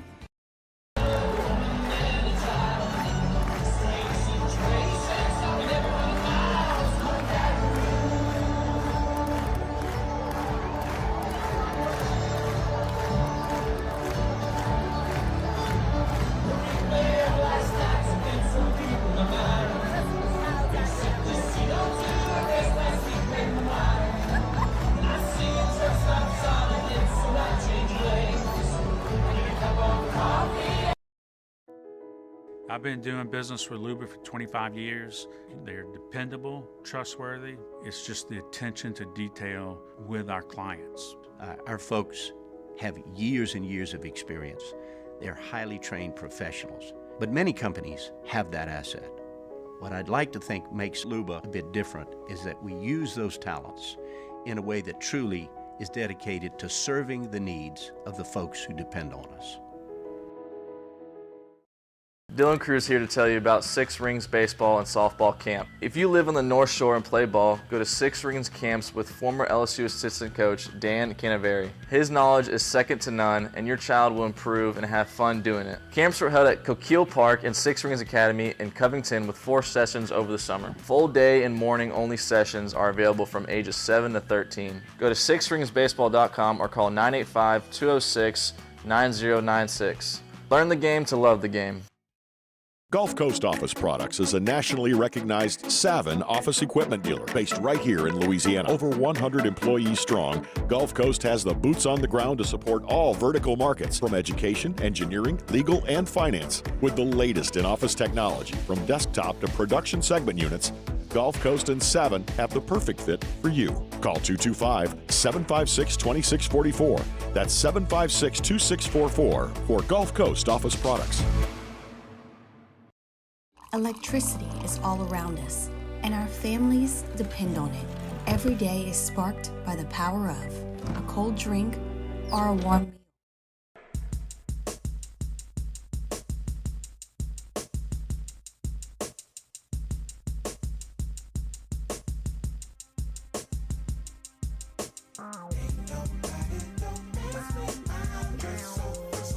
How quickly will this segment leave the rails? It's Off the Bench with Hester and T-Bob. Yes, Jordan? Oh, you were just telling me mic's on. Okay. What's up, y'all? Welcome back to OTB. We let Jordan out the box. I think we eventually figured it out. We've settled on give the Jordan Mims carries to Kendre Miller. Sure, that's fine. Whatever. All 3 of them. Yes. Those are the carries and touches that he could have. Shout out to Tulane, dude. I mean, big game this weekend against a very good Navy team, and all Tulane did was go out there and look like the best team in the AAC. I am putting every fiber of my being into trying to make a Boise loss happen. I do not. I think Tulane would beat Boise State. I love Darian Mensah. I love John Sumrall, how this team's got them playing. I think I tweeted during the Kansas State game earlier in the year that even though it hurt for like Willie Fritz to leave, that actually Tulane, it could not have worked out better. Because Fritz was the perfect man to kind of rebuild you. But in Sumrall, you probably have the next big hot rising coaching candidate in the entire country. And you've now paired him with a redshirt freshman quarterback that is really damn good. When you have that combo, your future remains really bright. And so I think Tulane's going to win the AAC championship. And I need Boise to lose. I think I want to see the wave in the playoff. Also, side note, this is why I still would remain a massive advocate of just a G5 tournament. Like it is fun playing with the idea of, oh, this team's going to get a playoff spot. This is going to play a playoff spot.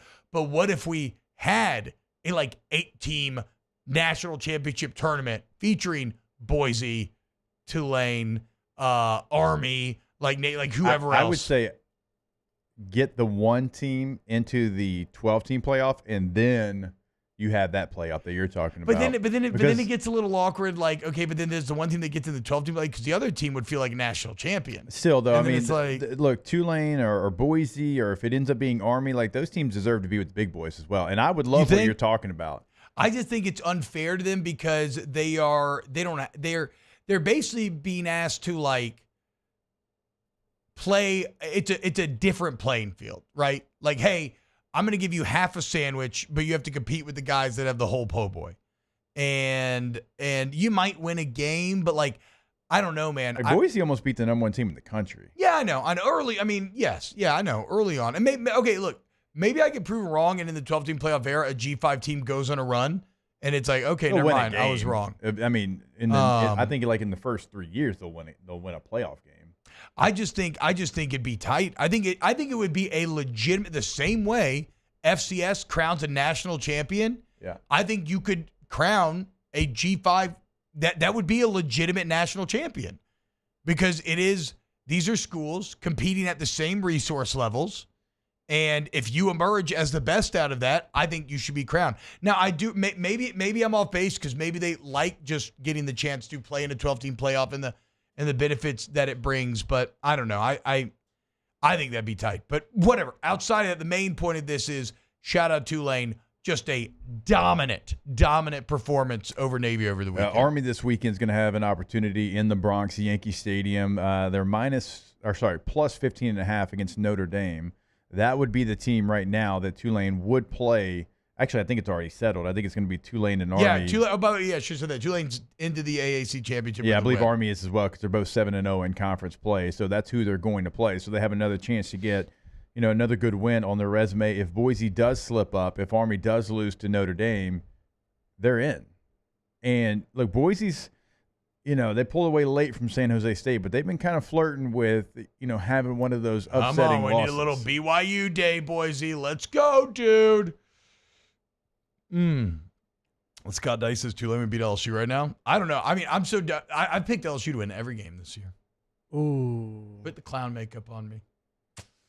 And I had valid arguments for every game going in. And some of them I admitted were just biased picks, like Ole Miss and especially Alabama. But still, just pathetic. Just pathetic. My question. So I guess my point is like, I don't like when it comes to LSU and me picking the game. Just don't pay any attention to me because it doesn't matter. I don't know what I'm talking about with LSU. Like I almost just want to pick Vandy this weekend out of spite, just to say like why not? Like I mean like every other time I've been wrong 4 times betting on the Tigers. I might as well just pick. Yeah, exactly. 60%. Not good enough. So yeah.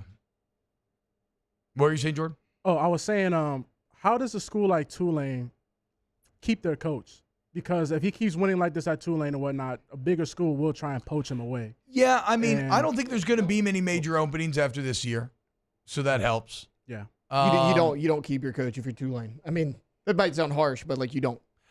Yeah, if a bigger job opens up, he's always going to go. I mean, that's the reality. Not eventually. But in the short term here, what you can do is create buy-in in the NIL space, right? And show that other fast-rising coaches in the future that you have a good kind of resource base for them to inherit, like Summerall did from Willie Fritz. And you can point to the success of the last two coaches, Willie Fritz going and getting paid by Houston to go be their head coach. And if Summerall does end up getting a big job eventually, he'll get a massive deal. And so the next time there is like the new hot candidate, you get to say, well, look what happened in the last two guys. Like, why wouldn't you come down here and do the same thing? Yeah. And then you kind of ideally become a bit of like a coaching pipeline in that way. Yeah, I mean, you look at Boise State and then Chris Peterson. Like, he goes from there to Washington, and it's been a place before. It's kind of been a springboard for different jobs. Appalachian State certainly has been one. I mean, you go there, you win, and you get a big job in 2 years, like T-Bob's talking about. So it can be that, and I actually think it can be that and just a little bit more because there's been a real buy-in from the administration. You see the facilities and everything's kind of got upgraded. Well, I mean, they used to play in the Superdome with nobody in the crowd, and they never had a home. And now that they've had their own home, it's a completely different kind of program there. And maybe like you could go get somebody that's got strong Tulane ties that would stay there longer. Blake Baker played at Tulane, right? If Blake Baker ends up wanting to be a head coach and Blake Baker goes there, whoever, you know what I'm saying? It would take like that kind of, I think, an alumni guy that has a strong tie to it to stay a little bit longer than we're talking about. Yeah. Because it's a good job. I mean, you're in the state of Louisiana. Yeah. Like the recruiting that you can do. And I know that, the academics is at a different level than most, but you're in Louisiana. You're in one of the best cities in the world. I love New Orleans. I know a lot of people have different thoughts on it, but you have, some added benefits that are already built into that job. Well, also, I think in terms of incentivizing buy-in from administration and fans, I think they felt so burned by Fritz leaving in the manner that he did, right? Leaving to go to a way worse team, basically just because of money. Yeah. Like, I mean, because I was shocked because, he's up there in age, right? And what, you're going to go rebuild Houston after you did such a good job of rebuilding this program?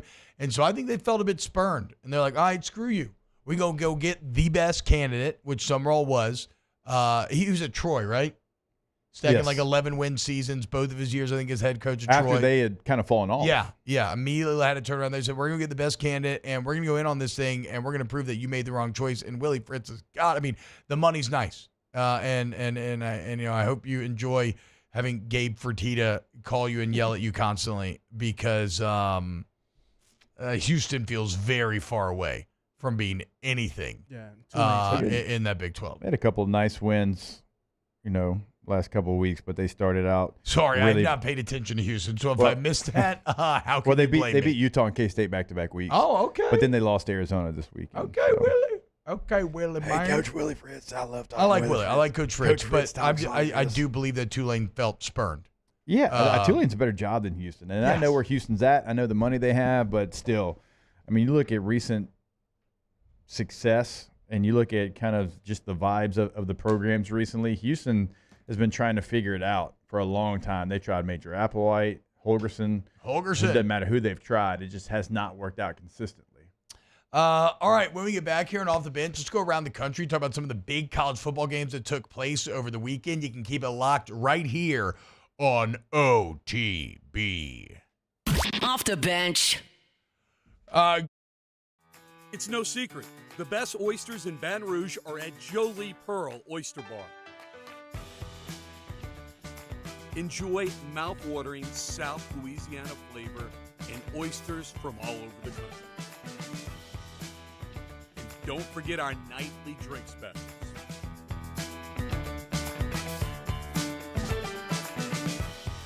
Jolie Pearl Oyster Bar, located in downtown Baton Rouge. Hey, it's Matt Moscona. For years, you've heard me tell you about Insurance Network of Louisiana, helping you find better coverage for less money. But it's not just for your home and auto. They also offer commercial property. So, retail stores, professional offices like doctors, dentists, attorneys, clothing boutiques. Insurance Network of Louisiana can find you better coverage for less money. They service the entire state of Louisiana, and they're local. So call today at 293-0450 or lainsurance.net. Jerry and Benny Payne began Central Plumbing Company out of their driveway in Tanglewood subdivision. 50 years later and 4 generations down the road, we continue to serve Baton Rouge and the surrounding areas for all of their plumbing needs.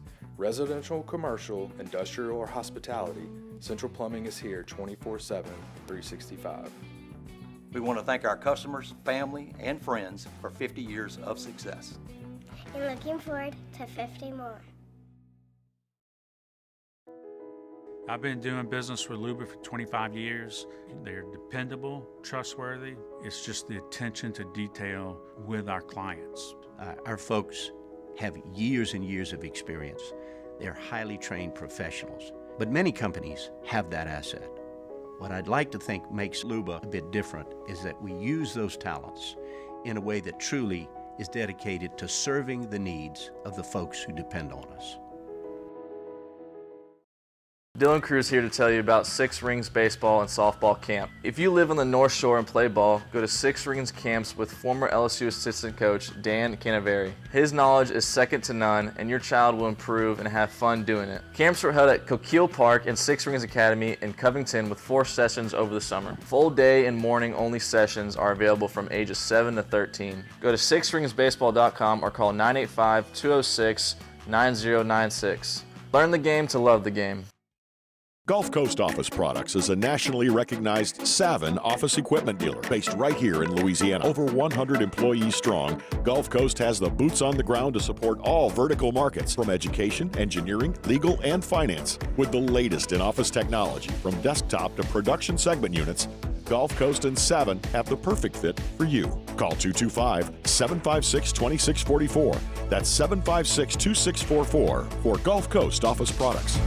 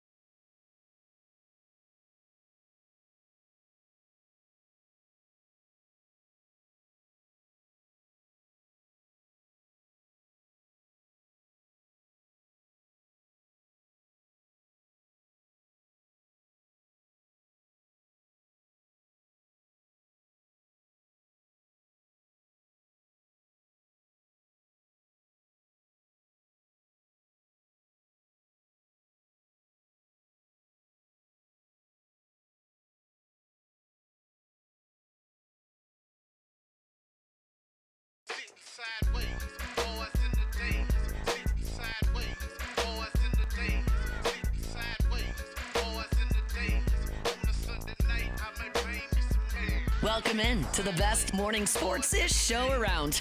Off the Bench with Hester and T-Bob. What happening, y'all? Welcome back to OTB. So, I want to get into the college football as a whole over the weekend, and we got Devin Snow talking Saints coming up for Spread Lines in hour number 2. We still got weekend winners as well. We got Tay-Tay's NFL Story Day, so we got a lot to get to. But Scott in the chat said, did Coach Kelly really say what we think he said to Chris Hilton? And yeah, man, it's undeniable. If you watch the game, so like we said, no chunk plays, no ability to take the top off this week. And Chris Hilton feels like the piece to that puzzle. And he had it. So he had it once. Nuss overthrew him. He had it again there at the very end where it wouldn't have mattered, but maybe could have opened the door, couldn't connect again. And that one was initially I thought it was overthrown. The replay, it was put in a spot and then didn't extend the arms. Yeah. There's one in the back of the end zone, that shot which was too late and probably wouldn't have happened anyway. That's what I'm talking about. The late one. Wait, against the. Well, there was the one in the middle field where they almost hit the goalpost. Right. I'm talking about the late shot. Yeah. Oh, yeah, that one could have been hit. Yes. Yeah, that was actually, initially I thought that was an overthrow, and then I watched the replay. It was inbounds, and Hilton short-armed it, didn't extend the arms. And then, but on the first one, you had Hilton again jumping too early. Don't know what it is. The timing of it, it's a third time now that we've seen it in very limited action, where he's just mistimed the jump and he's very much on the way down when the ball's in his hand. And you can see his size advantage that his hands are still getting on it, to where if he did time it correctly, he would have a very good chance coming up the play. So he jumps too early. He goes to the sideline, and you can very, very clearly see Coach Kelly tell him, he says, wait, okay. Well, I'm trying to think about exactly. He says, you know what your problem is? And I'll take out the cursing, you're uncoachable. Or he says, don't walk away from me. You know what your problem is? You're uncoachable. Who do you think you are? With maybe some expletives thrown in there. So a bad look from a team. Yeah. See, there it is. Yeah. Who the heck do you think you are? That kind of representative of just how bad the vibes are right now with the team as a whole. I mean, that's tough. And one time that he would have been wide open, it was a hard play action, and Nuss just didn't have time. And I'm trying to think if it was in the fourth quarter. I believe it actually was. It was a hard play action, and Hilton it was cover 2. He kind of splits the safeties, and he would have been open. And Nussmeier sees it. He's ready, but he just didn't have the time because, well, he didn't have the time on a normal drop back, certainly in a hard play action. Yeah. He didn't have the time, but it would have been there. It is a weapon, and it is kind of odd just because first game it's like, okay, well, you hadn't played in a long time, but like the same thing continuing to happen. And I don't know that I've ever really seen that, T. I don't. If you have, tell me. But where receivers mistimed his jump on 3 or 4 different occasions like that. No, I mean, at first you're like, okay, it's rust, which made a lot of sense, right? And maybe it still is. I don't know. But, yeah, it's just something's not connecting between the mind and the body there. All right, other big results over the weekend. The Georgia Bulldogs get it done against Tennessee, and this was a massive win for Georgia, not just because they were backed into a corner here, and this was very much a survive and advance game for them, but to me, if you look at the rhythm of this game, Georgia put on a masterclass of how to finish because it started perfectly for Tennessee. They forced a 3 and out. They go 78 yards in 12 plays, scored a touchdown. Tennessee's up 10-0 at the end of the first quarter. And over the next 45 minutes, Georgia just continued to assert their dominance. They end up going on a 31-7 run. No points given up in the second half. Carson Beck looks great again, using his legs a little bit, but mainly just throwing it all over the field, complete balls to a bunch of different receivers. Georgia proving that it turned down a little bit, Jordan, that they are still very much a threat to win the championship. It's going to be based off matchup. It's going to be based off like who they play. I do think there's some deficiencies with Georgia that if they play the wrong team, it certainly, and we've seen that already, like it could certainly be an issue for them, but they're still really good. They still have, some depth that a lot of other teams don't have. Now, it's not the depth that they've had, but they still have more than other teams have. We talked about that with LSU. It's like one injury here, and then like the wall just crumbles because you can't absorb that one injury. But, look, in the right matchup, that's a team that can go out there, and certainly in the first round, if they play a home game, they're going to have a lot of advantages. Yeah, and they still have a great defense. They have a great culture that Kirby Smart has established there. Texas beating Arkansas 20-10. I'll say this, Jake. I think a lot of people are going to emerge out of this poo-pooing Texas. I feel stronger about Texas now. Yeah, that's a game that we talked about all year long. It's a tough road environment. They hate you. Yes, like Arkansas hates you. Arkansas, like the teams that they hate with all their passion. Now, you might not care about them, but they hate you. And so, like, that was going to be a tough environment. Last time they went there, they got shellacked. Yeah. Right? So, I'm with you. I thought that was kind of a too gritty to be pretty type win by Texas, and it kind of showed some toughness. Well, that's what I was saying. The thing about Texas is forget about the offense, all about the defense. This defense is maybe one of the, I don't know, you could say maybe they're up there with the best of the country. They're top 5. I mean, this is an Arkansas team second in the SEC in total yards. Texas held them to 230, half of their season average. Taylon Green couldn't do anything. And if you're going to tell me that, okay, so Texas can, like if you're going to tell me the problem with Texas is Quinn Ewers in the offense, I'm going to say that's a good place for Texas to be. Because Quinn Ewers, we've seen what he can do when it goes well. Like, he's only one good game plan away from the offense having a great day. So if they have the defense figured out, that's a more championship-ready Texas than we've ever seen before. And also, this is a game that traditionally Texas loses, this type of game. And when Arkansas made it 13-10, what did they do? They go down and score a touchdown. They force a turnover. They win the game. It's a tough finish. Good job by Texas. Mizzou, South Carolina. Put South Carolina in the playoff. Put them over a 2-loss team. Do it, you cowards. What a fun game. This was easily the game of the weekend. All the stars showed up. Lenora Sellers continues to get better and better and better. You got an injured Brady Cook out there playing. Comes up with an unbelievable 4th and 5 touchdown throw with a minute left to Luther Bird, who makes a one-handed catch to find the end zone. Williams-Brice was like on a different planet, and then they have that happen with a minute left. They silenced the crowd. And then, so in chess, Jake, when somebody has like an elite game where you like win in like 20 moves or something, a small amount of moves, they call that a miniature, right? Or it's like an old like little mini painting. Mm-hmm. To me, the Rocket Sanders game-winning shovel pass touchdown was a Beastquake miniature. It was not full Marshawn Lynch Beastquake, but it was Beastquake-esque. And come to find out, the crowd pop was so loud when Rocket scored with 30 seconds left to take the lead again, it actually registered on a local seismograph.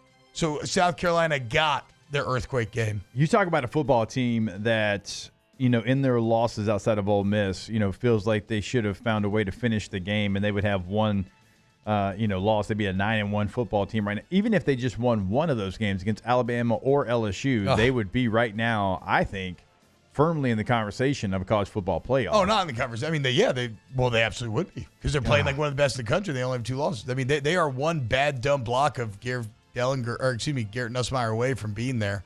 Also, you were talking about teams getting better and worse. How in the world did LSU come back from 17-0 on the road at Williams-Brice? That's absurd. Well, and then I know you were at home, but 10-0 from Ole Miss. Yeah, but still, the 17-0 to South Carolina feels even more insane. Colorado, Utah, love what I saw out of Colorado. Travis Hunt is your Heisman winner. Full stop. Bro, the pick, the catch on 4th and 8 to set up the touchdown to make it 21-6 at half. At the end, they tried to give him a throwing touchdown. It's not open. And he's like, I'll just dodge everybody and I'll just score. Travis Hunter's incredible. He's my Heisman winner. He's certainly in the conversation. Look at this little Ashton Genty running back boy over here. Not at all. I don't know why Sampson's not in the conversation at Tennessee. Yeah, I mean he should be, but it's just because Genty's just putting up a little bit crazier stats. Yeah, Genty's not doing it against Georgia on the road. He's not doing it, against the same. Now Genty's a really good player. He's gonna be a first-round pick, but Sampson's got over 20 touchdowns. Yeah. I know. But doesn't Jenny have like 25 or something too? In the Mountain West. Yeah. No, I agree. Look, I think Travis Hunter exists more independently than both those guys. I think Travis Hunter is doing things that we have never really seen in the modern. And I know you can point to like, would Charles Woodson who would have been the last? But did they put up the receiving numbers like Hunter? No. Right? Like Champ Bailey and Charles Woodson both did it, but they didn't do it like that. They were not like primarily two-way players. They were like defensive players that on special teams and some offense. Yes. But like he's a top receiver in the country and a top DB. And you know what I love about him? He just loves to play football. He's just out there having fun. Oh yeah. Football to me, Jake, I was always so fueled by anger. And it was always grindy and hard and rooted in anger. I was always jealous of the guys that looked like they were just full of joy out there. And like that's what Travis Hunter looks enjoy like. Practice and like, man. He's like gets the ball, he gets lit up. He's like shooting a free throw back to the ref to give him the ball back. He's just like having fun. Yeah, and this is a year also like where a quarterback hasn't just taken over either, which I hate that it's kind of become a quarterback award, but that's what it has become. Yeah, and what he's doing right now paired with that, because a lot of times they'll just give it to the quarterback of the best team or whatever. They're not doing that this year, and he is doing things, and the amount of plays that he can play, and it's wild how he can still in the fourth quarter have like the bounce to be able to go, head top somebody or to go, make a play on a ball as a cornerback, and he's still running stride for stride with a receiver down the field and breaking up a go route, and their team's winning too. Like if they were a 500 team, unfortunately, he probably wouldn't be in the conversation. No, yeah. But because they are winning right now, they look like they are going to potentially win the Big 12. Yeah, he's probably the leader in the clubhouse. Yeah, Warren Sapp's got that pass rush going too now, Bo, and they got some speed. So Mac Lindsay says, not taking anything away, but that pick fell into his lap. But that's the point. Why did the pick fall into his lap? Because he was hustling where a lot of guys wouldn't have. He had no reason to be chasing down that route that wasn't his, except maybe the ability to make a play. And so his teammate in the Ultimate Team game slaps the ball away. And don't sleep on how athletic you got to be with them reactions, them hands to snag that ball out of the air like he did. But it's because he just plays hard. I mean, that man plays 100 plays. You think he wasn't? Why is he running to chase a route he has no chance of getting to? That's the thing. When he's playing 100 plays. He was in perfect position to make the play. Why was he in perfect position to make the play? You want to know the thing that was, to me, that was the most impressive thing he did this weekend? He got beat on a go route and came right back and made a play. Yep. Didn't allow it to affect him. Didn't worry about it. Did I mess up my Heisman because I got beat one time? He got beat. Dorian Singer beat him on a go route. Yep. And he came back on the next possession on offense and made a play. There you go. So that's a little weekend recap. We get more. Let's close out hour 2 of Off the Bench next. Off the Bench. Go to centralplumbing.org, 925-8552. Centralplumbing.org is the website. And look, Central Plumbing's been at it for over 50 years, y'all. Commercial, residential, you can hit them with any problem, and they know how to solve it. Because they've seen it all, they can fix it all, right? So you got a new house, something breaks down, that sucks. You got an old house with character, that's cool, but sometimes stuff breaks down. You know what doesn't suck? Taking advantage of Central Plumbing's licensed, bonded, and insured employees as they send your information about ahead of time.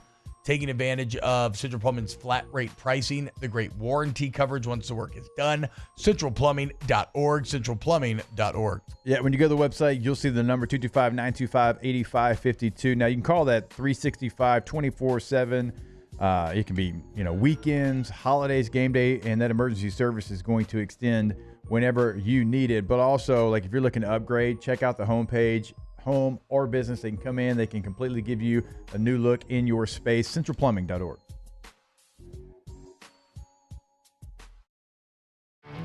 There it is, the extra mile, on the border of expected and extraordinary for those willing to go further, like vans customized for work or play, with safety and tech to keep you connected, supported by a 5-star sales, service, and finance team, and backed by the 1-star you know. So go the extra mile. It's never crowded because so few have what it takes to go there. Mercedes-Benz Vans.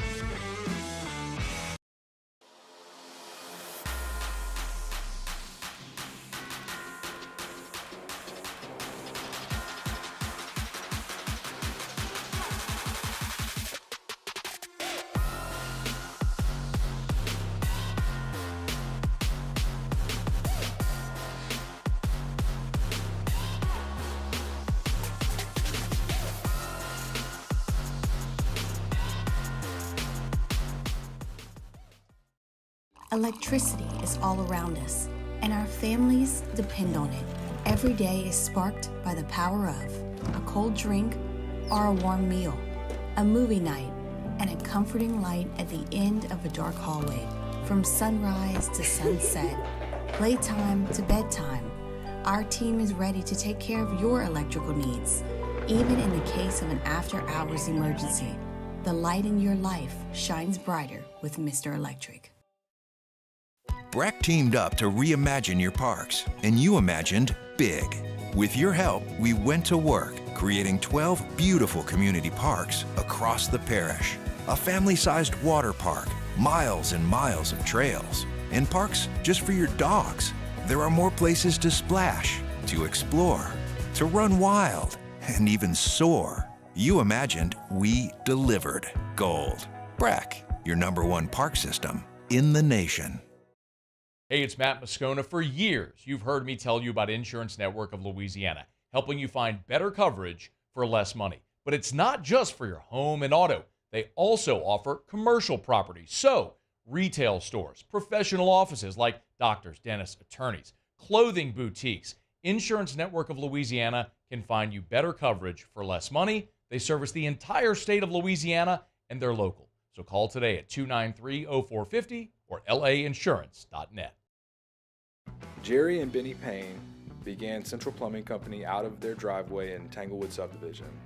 50 years later and 4 generations down the road, we continue to serve Baton Rouge and the surrounding areas for all of their plumbing needs.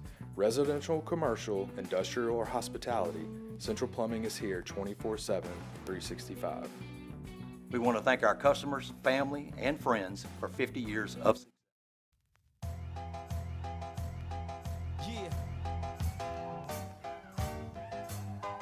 And you say Shot City?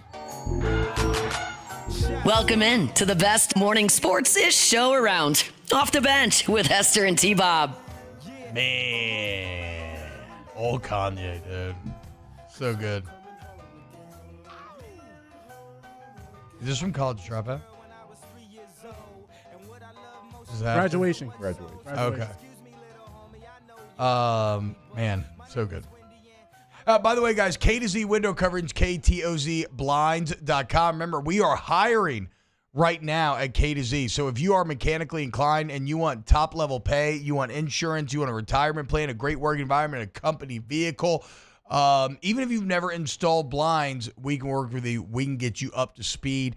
Call and set up an interview with Brandon today. Go to K to Z window coverage. You get them window coverings that, wow, take your home to the next level with K to Z, an investment that literally pays for itself. And if you do have like an outdoor kitchen or something, get some of that drop down exterior shading put in, let's go, dude. K to Z window coverage, KTOZblinds.com.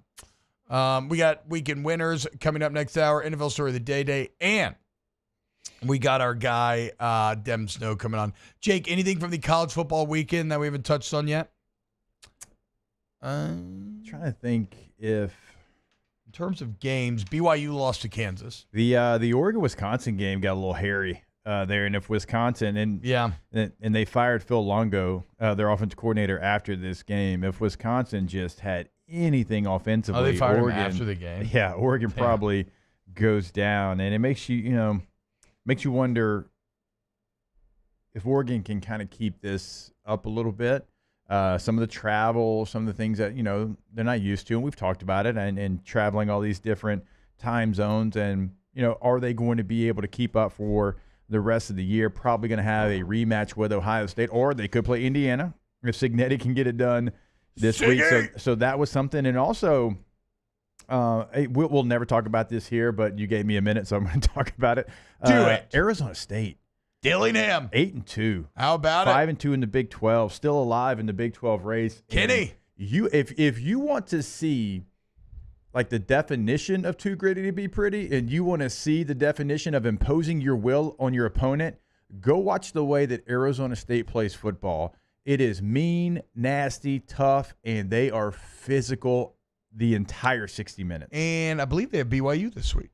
So I think they control their own destiny. Because a win would put them in. And that in that matchup, if it does end up being Arizona State and Colorado, styles make fights, and both of those play opposite style. It would be awesome to see which one wins out. A lot of people are saying BYU looks a little slow. Can't figure out why. I was looking at the roster the other day. I was trying to figure out why. You shut your mouth, okay? Because you'll hear a weekend winner. I know. That's complete opposite of what you're trying to argue. Why would that be? I don't know. What happened in BYU and Colorado, I wonder. All right, hour 2 of the books. Weekend winners coming up. Off the bench. Go to yourgoodwood.com, fellas, okay? Look, Jordan, you don't have to accept ED, okay? You really don't. You can fix it. You can fight it. You can fight it. If you were out there and you were struggling, why? Why? Again, why? It's not your fault. It's not your fault. No, it's not your fault. Go to yourgoodwood.com, okay? And see, get your labs done. Figure out what your body needs and let them customize a plan for you. Maybe it's hormone replacement therapy. Maybe it's some of the other treatments. Maybe it's just straight ED medicine. But either way, we are going to maximize ourselves while we're here on this earth, okay? We're not going to settle for mediocrity. Go be your best self with Goodwood Men's Sexual Wellness. YourGoodwood.com.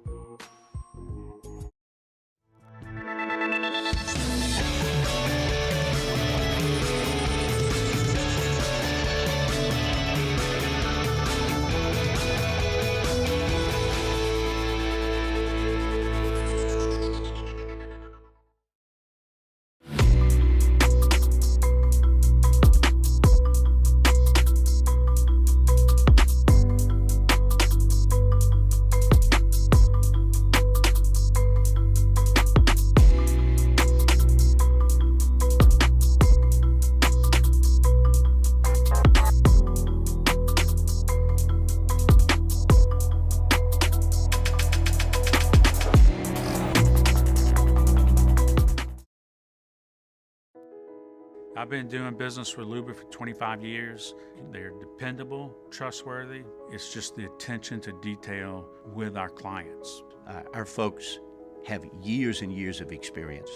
They're highly trained professionals, but many companies have that asset. What I'd like to think makes Luba a bit different is that we use those talents in a way that truly is dedicated to serving the needs of the folks who depend on us. Dylan Cruz here to tell you about Six Rings Baseball and Softball Camp. If you live on the North Shore and play ball, go to Six Rings Camps with former LSU assistant coach Dan Canaveri. His knowledge is second to none, and your child will improve and have fun doing it. Camps were held at Coquille Park and Six Rings Academy in Covington with 4 sessions over the summer. Full day and morning only sessions are available from ages 7 to 13. Go to sixringsbaseball.com or call 985-206-9096.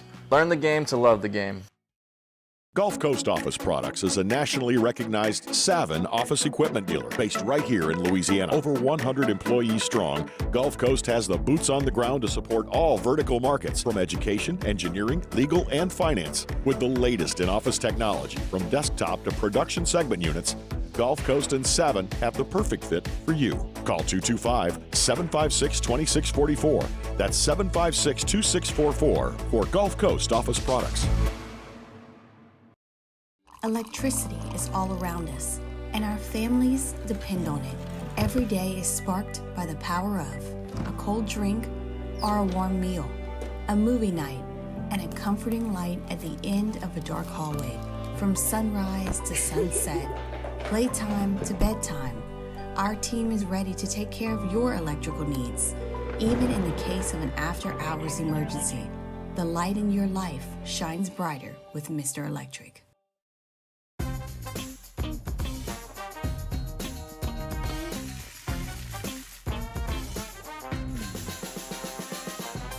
The best kept secret in town is out. Discover Tallulah at the Renaissance Hotel on Bluebonnet.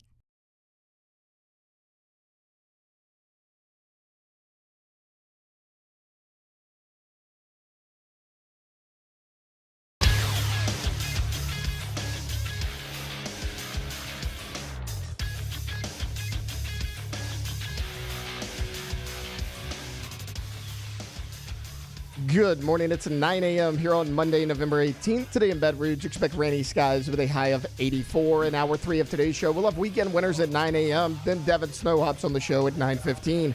If you missed hours 1 or 2 of the show, you can catch it in the on-demand section at 1045ESPN.com.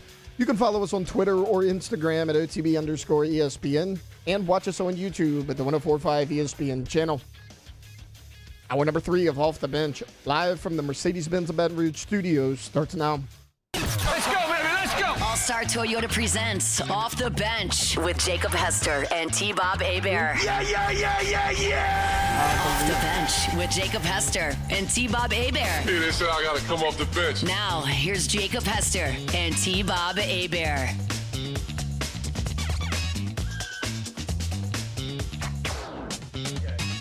Yeah, he was. He was already committed? So On3 Recruits just tweeted, new LSU cornerback commit Kate Phillips ranks 23rd and 5 stars in the updated 25 on 300. So I think they're talking about the kind of the new rankings, maybe Kate Phillips climbing, but so okay. So I think he just got rated as a 5-star. 5th star. So now LSU with not 1 but 2 5-star cornerbacks in this 25 class. Again, like we said, landing this class is the single, winning games is, but as crazy as it sounds, landing this recruiting class may be the single most important thing for this coaching staff over the next 3 weeks. I'm with you. They need these players at some of the main positions. Certainly defensive back is going to be one of them. We know who the other top recruits are. We've talked about them already. So getting this class and then attacking the transfer portal and being aggressive in the portal and bringing in impact players in the portal at impact positions. You look across the country right now, and for the most part, like the number 1 team in the country, right? Look at how impactful the transfers that they have are. Well, look, Jake, look at the top 7. Oregon spent about 20 mil, or it's about 16 mil or something like that, right? Texas spent 20. Ohio State spent somewhere in 16 to 20. Yeah. There is Tennessee's at 16. Ole Miss at like what 12, 13, something like that. Like there's a direct correlation between the big spinners and the big winners. Georgia's the only one, right? Come to find out, LSU spent even less than we thought. Yeah. LSU straight up tried to go bargain bin this year, and like you're down damn near the bottom of the SEC actually in the amount of money you have invested in this roster. I mean, I thought it was $7 million. I don't even think you hit that number. I'm trying to think, like impact players. Like I think C.J. Daniels has been great. I actually think you could utilize him a lot more. Who's been the most impactful defensive guy like this year? Because Swinson came in obviously through the portal, but not this year. I mean, Gio Paez. Yeah, Paez been really. Because I mean, Jordan Gilbert struggled. It's not like it's not as an every down thing, but you know, Javier Suggs has been a shrewd like pickup. more impactful though. I mean, he's fighting like hell. No, but see, but like the thing is, that's fine. That's your bargain bin gems. You can still go get those, but you have to invest in the top line guys now. You just do. And you have to invest in them recruiting, and then what you have left over, you got to go to the portal. So we'll see. I do know this. I do believe LSU is committed to spending more now that the evidence is showing what it is. I think, yeah. So you've always done. I know we got weekend winners, but you've always done a certain way, and you have a process of what you want and what you desire. As far as this is the checklist, and it's got to meet all the checklists. I think the checklist has to kind of go out the window a little bit. You just got to bring in some dogs. All right, let's get to weekend winners. That's how winning is done. That's right. We can't have anyone freak out there, okay? We've got to keep our composure. We've got too far. I'm by winning. I win here and I win there. Now what? Are you doing what it takes to win a championship? Wow, winning. Well, then I guess there's only one thing left to do. What's that? Win the whole thing. Taylor, what could have possibly have caused you to eye roll so demonstratively just there? It's something with expression, like nothing about the show. He does have a good heavy eye roll. Heavy. I mean, that thing was. I bet I bet your poor wife sees that a lot. Of an eye roll. You better be careful though that your wife, bro. That's how. I know what I'm saying. How you end up with that shower shotgun turned at you. Turning on the other. You know? Start calling you Phil Hartman. Wow. All right, let's see what it is going. Weekend winner. Off to a great start. Dark for sure. Oh my God. Weekend winner, Flage. So how about this? So she dropped the Best of Both Worlds Deluxe and Master Plan music video. Then she dropped 25, 7, and 5 against Murray State in the same day. And her episode of a TV show called Receipts dropped as well. Jeez, all the same day. So congratulations for the hustle. Continues to make everybody feel like they're not doing nearly enough in their life. Shut up, Flage. Legend. My gosh. I think we need to pick up a show and a podcast. Legend. Not really. But yeah, that is incredible. That's great work ethic. And seems to be balancing all that, you know what I'm saying? Like, no distractions, no blah, blah, whatever. Like, just going about her business. And oh, yeah, she's still a college student. Yeah. And, women's basketball just signed the number 1 class. Baseball just signed the number 1 class. So, good on them. All right. Do we have that video ready to play? All right, this is a little bit longer. And, I was going to say I apologize. Conor McGregor style. I don't apologize to anybody for this. Here is what a good culture looks like. Hey guys, let's go. That was a signature win right there. That was a big time win, and you never flinched. You never even stumbled. I mean, defense played our best when our best was needed. Offense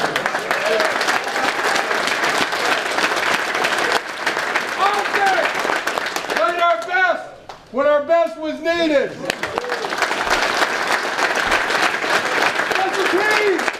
Played our best when our best was needed.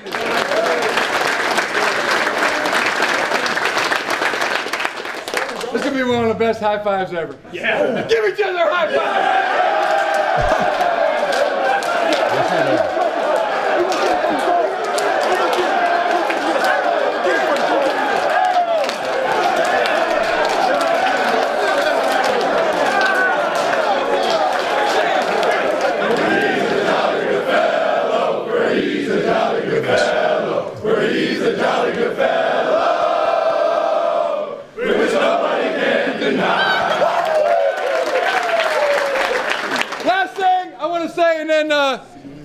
just go enjoy the heck out of this. Is man, nobody flinched just because they got the momentum.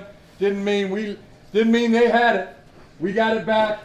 No, nothing can happen in that stadium that can take us out of our game, because I'm telling you, I've seen this before. We get the right guys at the right time. You feel it, don't you? Yeah. Who's got it better than us? Nobody! That man. What is this Charger propaganda that we are being subjected propaganda? to? No. That is what a culture can look like. Yeah, I know. The This man's got grown men singing for "He's a Jolly Good Fellow." I was going to say, it's so wholesome. It's high-fiving.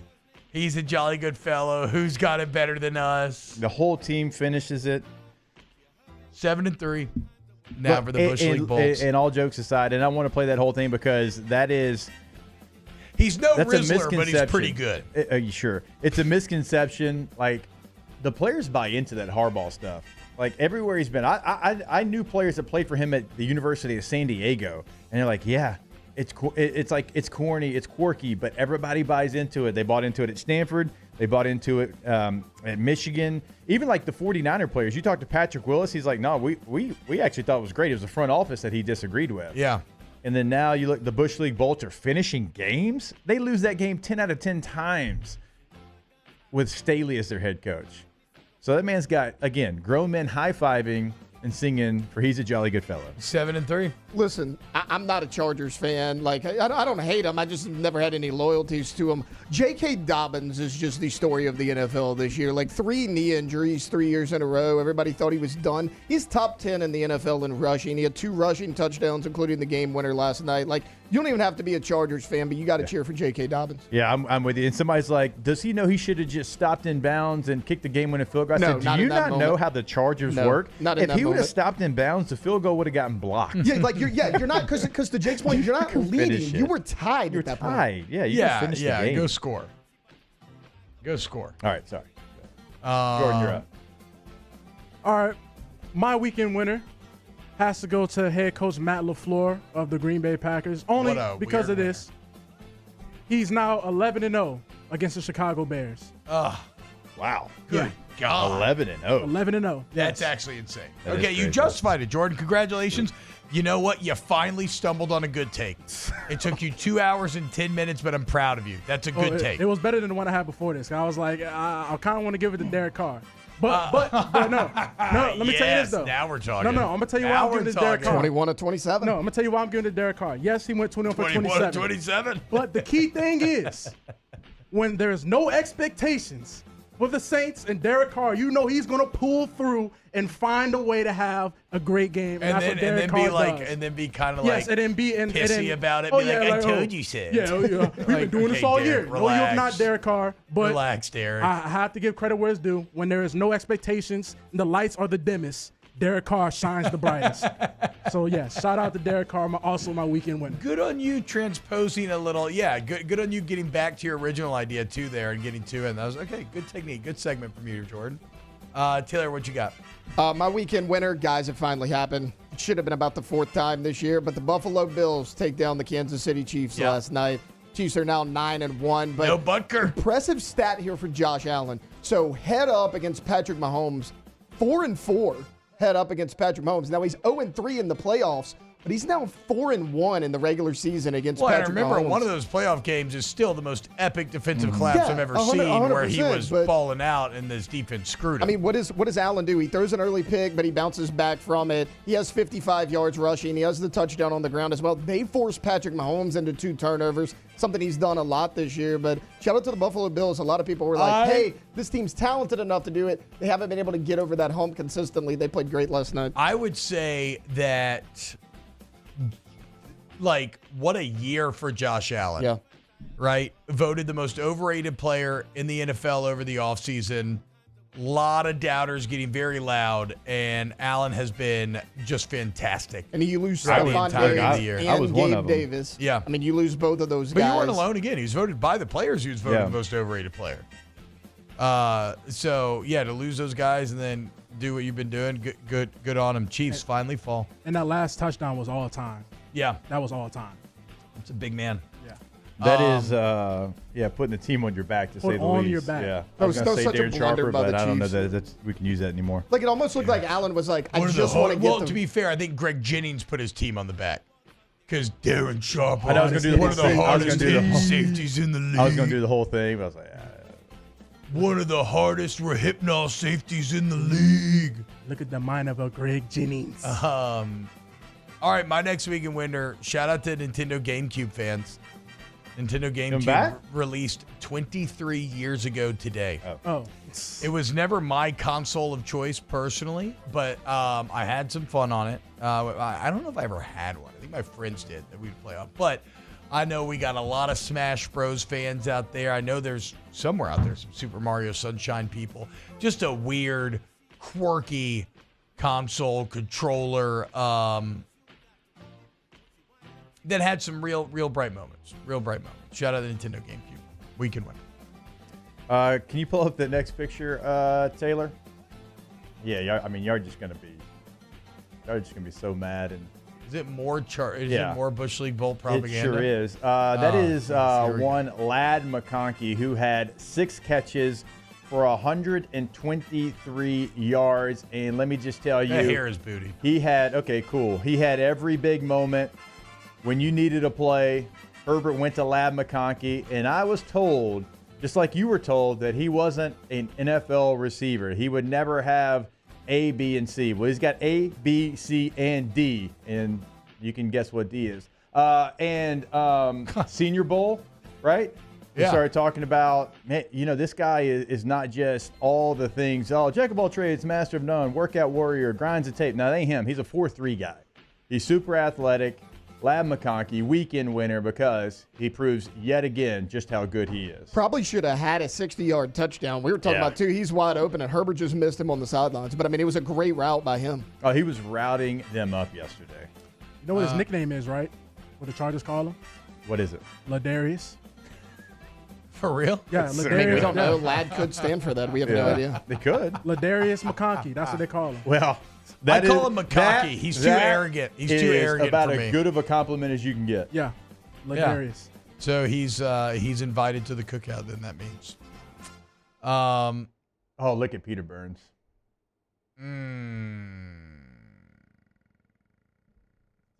Okay, so I feel comfortable saying this on air. So Peter Burns is in the Florida marching band uniform. Yep. Because they lost. What's interesting about this is we have it on good authority that this was the original bet, but they could not procure an LSU marching band uniform for Chris Doering, and so they had to shift the bet. I guess what is funny about that, Jake, it had become such a foregone conclusion that LSU was going to win that it was like, oh, okay, we have to blow up the whole bet now. But no, we never even considered that, wait, no, Florida could win, and then you could go back to it, and here you are. Yep. Peter Burns in a Florida Gator marching band uniform live on SEC this morning. Doring's the only person that I feel happy for in this whole situation, just because PB, he had won 6 in a row, and PB had needled him and needled him and needled him. And so, eventually it was going to happen. And so here we are, Peter Burns in a Florida Gator marching band outfit. Ooh, Mario Kart Double Dash was an awesome GameCube game, dude. Awesome. 10 out of 10. All right, any other winners, guys? I got one last one. I ate fried chicken yesterday. Okay, so weekend winner T-Bob for eating fried chicken. Shout out. My last weekend winner is going to be Bo Nix. He just continues to get better and better, guys. He went 28 of 33, 307 yards, 4 touchdowns, no interceptions against an Atlanta Falcons defense that until the last couple of weeks had actually been pretty good. I mean, he just continues. He has more touchdowns right now than any other rookie quarterback. That's include running and passing, obviously. But, I mean, him and Sean Payton, we talked about it coming in that if there was a quarterback in this draft that fit Sean Payton's system, it might be Bo Nix, and it kind of looks like that's the case. He gets more comfortable each and every week, and he's playing really good football. Shut up. Taylor's never been more excited than for Bo Nix to be a good quarterback. Relax, bro. Yeah, I don't need BYU is showing, dude. I don't need the Broncos playing as well as they are. He was always. Oh yeah, we got to go to break. We got to go to break. I want to talk about this a bit later, but Weekend Loser we'll expound later in the show. But Netflix, the Tyson fight, we'll get to it. And We got to hold the mayo. Spread lines coming up next. Keep it locked. Off the bench. GEAUX Tommies.com. What does that spell? Go Tommies. For Tommy's windows, doors, and siding. You need hardy plank or vinyl siding. You need wood or vinyl windows. You need any type of door. You need Tommy's. Make them one of the bids on your project, okay? Make them one of the bids and let Tommy and the team prove to you why they've taken home the Angie Super Service Award every single year that they've been in existence. Because when you work with Tommy's, you see the difference clearly. So when it comes to your exterior home improvements, trust the specialists and the experts who have the integrity, the dependability, the reliability, and the customer service that are second to none. GoTommys.com. Yep, go to their website today. You can see what they can do for you. You can see testimonials of past clients and all, the photo gallery of work they've done. But also remember, if you don't see it, don't panic, because they can customize your job just exactly what you're looking for. Go to the website today to get that scheduled. GoTommys.com. At Ochsner, we know healing is a team sport. That's why we've partnered with world-renowned orthopedic surgeon Dr. James Andrews to create the Ochsner Andrews Orthopedics and Sports Medicine Institute. Whether you're a professional athlete or a weekend warrior, our team of specialists are dedicated to getting you back in the game. So whatever your reasons are for reaching your personal best, we've only got one: you. Ochsner Andrews Institute. Long live you. It's an everyday thing here. We work horses in the mornings and we work on the property during the day, and without these John Deere tractors, it'd almost be impossible to keep up with the place. I've dealt with some of the other colors and stuff, and I never really got the response back that I get from John Deere, We really enjoy dealing with Sunshine. They're good people. They always check on us and make sure our equipment's running, and we love them. Flip the switch and learn more about what it means to be powered by Sunshine at sunequip.com. There it is, the extra mile, on the border of expected and extraordinary, for those willing to go further, like vans customized for work or play, with safety and tech to keep you connected, supported by a 5-star sales, service, and finance team, and backed by the 1-star you know. So go the extra mile. It's never crowded, because so few have what it takes to go there. Mercedes-Benz Vans. The Windsor Senior Living Community in Mandeville, Louisiana is a beautiful, vibrant apartment community geared toward seniors. They are nestled right in the heart of Mandeville, where seniors live a more carefree lifestyle in spacious apartments with the peace of mind that comes from having a little extra help. Call the Windsor at 985-624-8040 to schedule a lunch and tour. Come see how the Windsor can be your passport to peace of mind. Breck teamed up to reimagine your parks, and you imagined big. With your help, we went to work, creating 12 beautiful community parks across the parish. A family-sized water park, miles and miles of trails, and parks just for your dogs.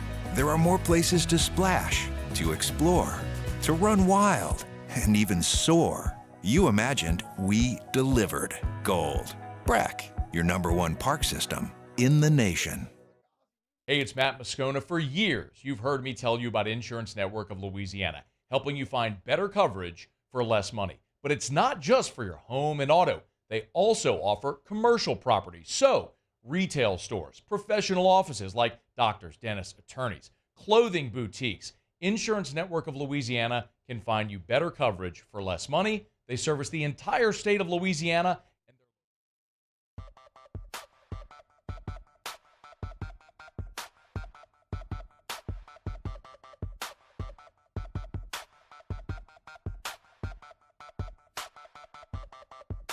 Let's get back to breaking down the film on Off the Bench with Hester and T-Bob. Well, hey, y'all. Welcome back to OTB. Hey, guys, remember, main event. Check it out, man. We got the main event balls right here. I can't stop playing with them. So much fun. But main event, if you want to go have some fun with bowling balls, multi-level arena laser tag, we got the gravity ropes course. We got hundreds of arcade games. We got a newly revised menu food-wise. You got great drinks. You want to do your kid's birthday there. You just want to bring the family for a day. If you're a business owner, you're going to do like a corporate event, a get-together, celebrate a big milestone. It's all there. We have dedicated party planners ready to go to make sure your day goes off without a hitch. You don't lift a finger. You just lift the fun, okay? Go to mainevent.com. That's mainevent.com, or just go to Main Event, and just go have fun. Speaking of fun, it's time for some spread lines with our guy, Hold the Mayo. Dev, what's up, brother? Yo, what's happening? How we doing? The Rizzler. That's what's up. The Saints are back, Dev. Yeah, Rizzy, bro. I mean, you could see the difference.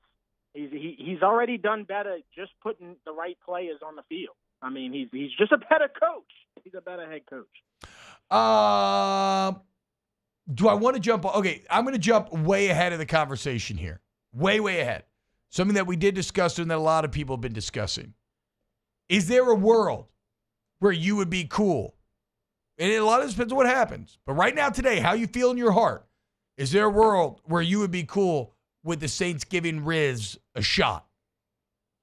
Yeah, if he could pull off that winning streak that we all thinking about, yeah. Hell yeah. He got to pull off that winning streak, though. It just is what it is. I know. So what's the bar here? Like, what do you think the bar is for him getting that shot? You got 2 out the way. You need to win 5 more. Okay. Straight up. Okay. I mean, that's what I'm looking at. Atlanta lost to Denver. You're 2 games behind. I mean, this is crazy, right? This is crazy. So you got to go 5-2 down the stretch, you're saying, right? I think losing 2 is. Oh wait, no, sorry, no. There's 6 games left. So you got to go 5-1. You got to go 5-1 down the stretch. Okay. High bar. Yeah, and dude, it's crazy. Just 2 weeks ago on this show, we all were in collective agreement that this is over with, dude. This is dead, and here we are. This is so Saints, bro. This is so Saints. Well, and now you have an opportunity because the Falcons and the Bucks, they've struggled. And, the Panthers kind of being who they are, that's what gives you kind of hope, and that's what kind of changes the math on what we were talking about, because at that time you had the Bucks losing close games to really good teams, and then you had the Falcons actually thriving, and now that they've kind of come back to earth and you've kind of changed, obviously, your culture in your locker room, like the teams that were ahead of you, they've kind of done their part, you've done your part, and now it's a conversation again. Yeah, and it's just crazy how important it was to win that Falcons game. And because if you don't win that Falcons game, we're not sitting there even discussing this. And they won it, then they beat the Browns, and I know it's the Browns, but, I mean, they still beat them 35-14. We're looking at just a more motivated football team. So, yeah, I gotta be in the optimistic wagon here. So if Rizzy can win 5 more games, hopefully in a row, I'd say he's probably the next head coach. So look, we're getting at it. We're getting ahead of ourselves. Like I said, we'll get there when we get there. But it does feel good. But you did ask. No. I know. I know. I'm saying we. I said we. I didn't say you. I said we. But it's a sign of how good it feels. And look, for whatever reason, Dennis Allen made an art form of losing. Rizzy's now 2 for 2 in terms of making an art form of finishing. Dev, when you look at yesterday's game, what would you say was your favorite aspect of the win? I mean, it's got to be Taysom Hill. This dude does everything. You know what I'm saying? This guy runs, he throws, he catches, he returns, he Ubers. He'll change AC filters if you need him changed. I mean, this dude's like a walking Home Depot, bro. He could just bulldoze your house if you needed bulldozed. Taysom Hill is, dude, I got to be honest. Is this guy like Hall of Fame maybe at one point? I don't know. I mean, dude, hey, respect given, but they putting Devin Hester in there. How could you not consider Taysom Hill? Okay. Whoa. Hold on. Speaking of getting out, this I will say you. And why my cousin catch a stray are like out that? over his skis. Look, man, I love Taysom. Maybe we could talk about Saints Hall of Fame, flirt with something like that. NFL Hall of Fame? Nah, dude. There ain't enough. It hadn't been long enough. It's good now, but it took a long time to get here. Now, if he'd have been utilized like he probably should have throughout his career, if this was the whole career, yes, I agree. But we're a little too late to the party here. But it doesn't matter because it is kicking ass right now. And what I love, Dev, is that he had the crucial mistakes and you still stuck with him and he rewarded you for it. Yeah, remember they asked Rizzy during halftime, hey, did y'all think y'all using Taysom too much? And he was like, no, dude, we got to keep using him. Yeah. And, yeah, I mean, you figure a 75-yard touchdown, like, just to, like, say see you later. You know what I'm saying? Like, dude, we didn't need to score that touchdown. Taysom Hill 75 yards streaking down the field. I know he was almost like, y'all gonna let me do this? If y'all gonna let me do this, I'm gonna finish this thing. Oh yeah, you saw him looking around. Yeah, He's like, should I fall down? Like, what are y'all doing? Hell yeah, dude. And then look, great game, but let's just call it what it is, man. Great game by Derek Carr. Probably his second best game of the year behind the Cowgirls game. It was a fun game to watch, to be honest. Jameis Winston, it's like the perfect scenario for if Jameis Winston came back to the Dome. You know, he threw for 400 yards. Yeah. He looked good, but we also smashed the Browns. Yeah. No, I loved James's pregame. I mean, my man is just so full of joy out there on the football field. No matter what. He says words that don't make sense just joy together, in the but Lord. it's all joyful. Joy in the Lord. That's all my man Jameis needs, man. Joy of the Lord in football. And what was it? He was asked about, like, he was like, I fear no man, but God. I can't remember what Fear verse. no man, but the Lord is with us. Yeah. The Lord is my shepherd. I mean, he's just, I love Jameis. But I'm also glad, again, like we said, man, I know technically from a pure, like, what is best for the future, you wanted to lose that game, but I don't want to lose to the Browns. I got pride. I got nuts. You know? We out of that. 2 wins, you don't. For now. You don't need to be. I mean, the NFC South ain't good enough for us to be like, oh yeah, let's tank. You know, I never supported that, but you know, I also think that Rizzy is just better at putting people on the field. It's like little things that he's better at than the previous coach.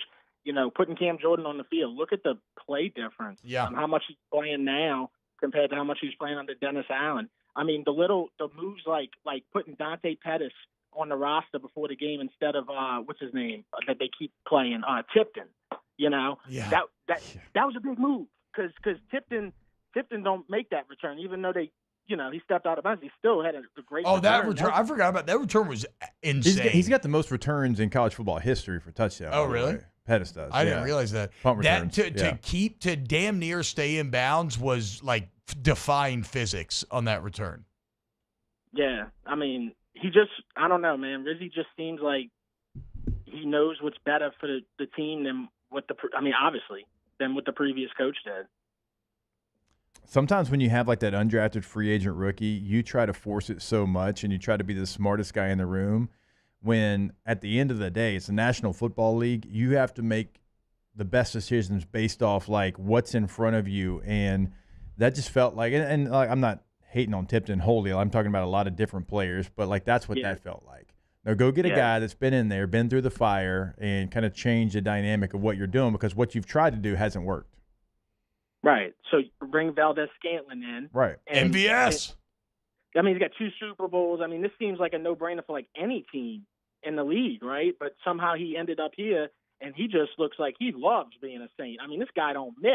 Well, what it is, Dev, something we talked about earlier is for the first time in his career, he's the guy. You have no one else, right? Like, he's never been the guy. He's always been a piece, kind of shuttled off to the side. Here the Saints are like, look, bro, we got the bad news bears out here. We just got some cats off the street. Like, MVS, you come in here, you are immediately the best guy that we got. Yeah, and like even that play yesterday he made on the 71-yard touchdown, bro, that was like almost a drag route, and dude, he just went all the way to the house. It's almost like I couldn't believe it, you know, because you used to seeing Scantling like on the deep ball, whatever. It's like, no, he just don't miss, bro. He's gonna score. Deb, where are we going for RB&R Day today? I don't know. I'm at the travel today. I got to get out of New Orleans, and I got to, sometimes you just got to spice it up. And I've been in New Orleans for so many weeks that I have to travel. So somewhere at least an hour away. That's the best I can give you. Wow. Okay. What do you think about the Tyson fight on Friday? First of all, thank you to the state of Louisiana for making it not accessible to bet on. Because True. I would have lost money. Yeah, you want to talk about it would have been a waste of my time. And then, it's obvious that this is the Jake Paul thing. And I'm going to be honest, hey, respect to what he's done and et cetera, et cetera. Yeah. But, I come from watching boxing, dude, and like Pacquiao, James Toney's. I was watching Tyson and Lennox Lewis on the illegal cable box at my grandma's house in 2003.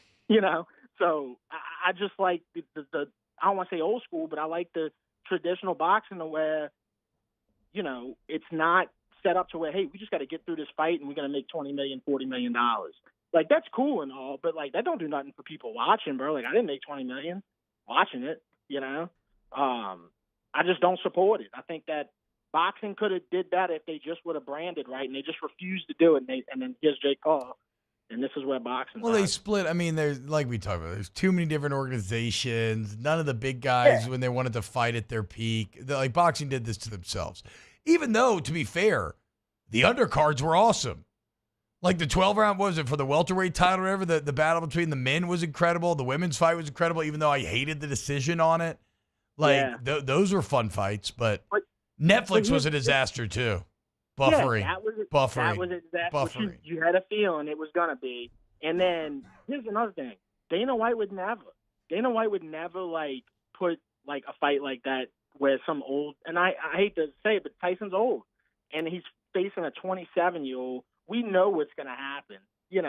I just don't think Dana White would ever do something like that. And that's why I think UFC is the dominant combat sport right now. Yeah. Shout out John Jones once again getting it done. Dude, does anybody know is Stipe's ribs broken? Now I will say that as recent as I just said Dana White would never do that, I will say the Stipe thing. That was old. Yeah, fair. You didn't put him in that. But that's John Jones, dude. This dude, he only wants to fight who he wants to fight. He's still saying he don't want to fight Aspinall. He wants to fight Pereira. Yeah. Here you go, T-Bob. Stipe, 2 fractured ribs and kidney and spleen lacerations. Oh, my God. Dude, it was lethal. Bad man. What the hell, dude? Deb Snow, hold the mayo, spread quarters after every game. It's the place to be. Sub on YouTube, follow him on Twitter at Snow Like John. You know where all his work is, Instagram, everything else. The series, who's old boy that you do the series with the Saints fans? About Corey with the K. Yes, Corey with the K. Y'all are excellent. Capturing right now the unbridled optimism of Saints fans, but at other times the unbridled pessimism. Dev, you the man, brother. You have a good RB&R day. All right, y'all take care. Who dat? HCMsports.com/shop for all of your merch needs as well. All right, when we get back, we still got a lot to get to. NFL story of the day. I got Renfest takes. We should talk about the Tyson fight. Keep it locked here on OTB. Off the bench. Go to the Queen of Baton Rouge, thequeenbr.com, your ultimate destination for football. You go to that beautiful DraftKings Sportsbook there in the Queen. You have the wall-to-wall television, the sound piped right in there. Remember, cash in, cash out, guys. Feels about approximately 1 million times better when you win a bet live and you actually walk away with green in your pocket than when it's just numbers on your phone going up. Also, delicious food and drinks at the 1717 Restaurant and Lounge. Shaq's Big Chicken, if you want some quick fried chicken. Who done? The 3 Walk Noodle House, if you're craving Asian. And if you're craving winning and fun, you want to go to the Queen. Go to thequeenbr.com today. Yeah, on Fridays throughout November, $85,000 drive-in style Mercedes drawing. That's something to go be a part of on Mondays, including today here, November the 18th. DraftKings Sportsbook Parlay Paydays. All of those promos, you can find more information on their website. Go see that brand new Queen. It is your ultimate football destination, thequeenbr.com. Let's talk turkey. Bayou Ford can get you in a new 2024 Ford F-150 with $15,000 off MSRP. $15,000 off America's favorite F-150 truck. All new Bayou automotive vehicles come with a complimentary 7-year powertrain warranty. The crew at Bayou Ford is going to do right by you. Gulf Coast Bank and Trust is giving our customers the power to bank anywhere, anytime during this challenging event. And we're right there with you. Our mobile banking app is a smart way to manage your money and time. Gulf Coast Bank and Trust, the bank that cares about you. Join us at Pro Dreams in Mandeville for our special event, A Day of Champions. Meet LSU National Championship winning head coaches Jay Johnson, Skip Bertman, and Paul Maneri. Don't miss your chance to purchase authentic sports memorabilia, autographed by the champions themselves. It's the perfect opportunity to celebrate LSU baseball and take home a piece of history. Visit pro-dreams.com to get your tickets. See you there. Dylan Cruz here to tell you about Six Rings Baseball and Softball Camp. If you live on the North Shore and play ball, go to Six Rings Camps with former LSU assistant coach Dan Canaveri. His knowledge is second to none, and your child will improve and have fun doing it. Camps were held at Coquille Park and Six Rings Academy in Covington with 4 sessions over the summer. Full day and morning only sessions are available from ages 7 to 13. Go to sixringsbaseball.com or call 985-206-9096. Learn the game to love the game. Gulf Coast Office Products is a nationally recognized Savin office equipment dealer based right here in Louisiana. Over 100 employees strong, Gulf Coast has the boots on the ground to support all vertical markets from education, engineering, legal, and finance. With the latest in office technology, from desktop to production segment units, Gulf Coast and Savin have the perfect fit for you. Call 225-756-2644. That's 756-2644 for Gulf Coast Office Products. Electricity is all around us, and our families depend on it. Every day is sparked by the power of a cold drink or a warm meal, a movie night, and a comforting light at the end of a dark hallway. From sunrise to sunset, playtime to bedtime, our team is ready to take care of your electrical needs. Even in the case of an after-hours emergency, the light in your life shines brighter with Mr. Electric. Breck teamed up to reimagine your parks, and you imagined big. With your help, we went to work, creating 12 beautiful community parks across the parish. A family-sized water park, miles and miles of trails, and parks just for your dogs. There are more places to splash, to explore, to run wild, and even soar. You imagined, we delivered.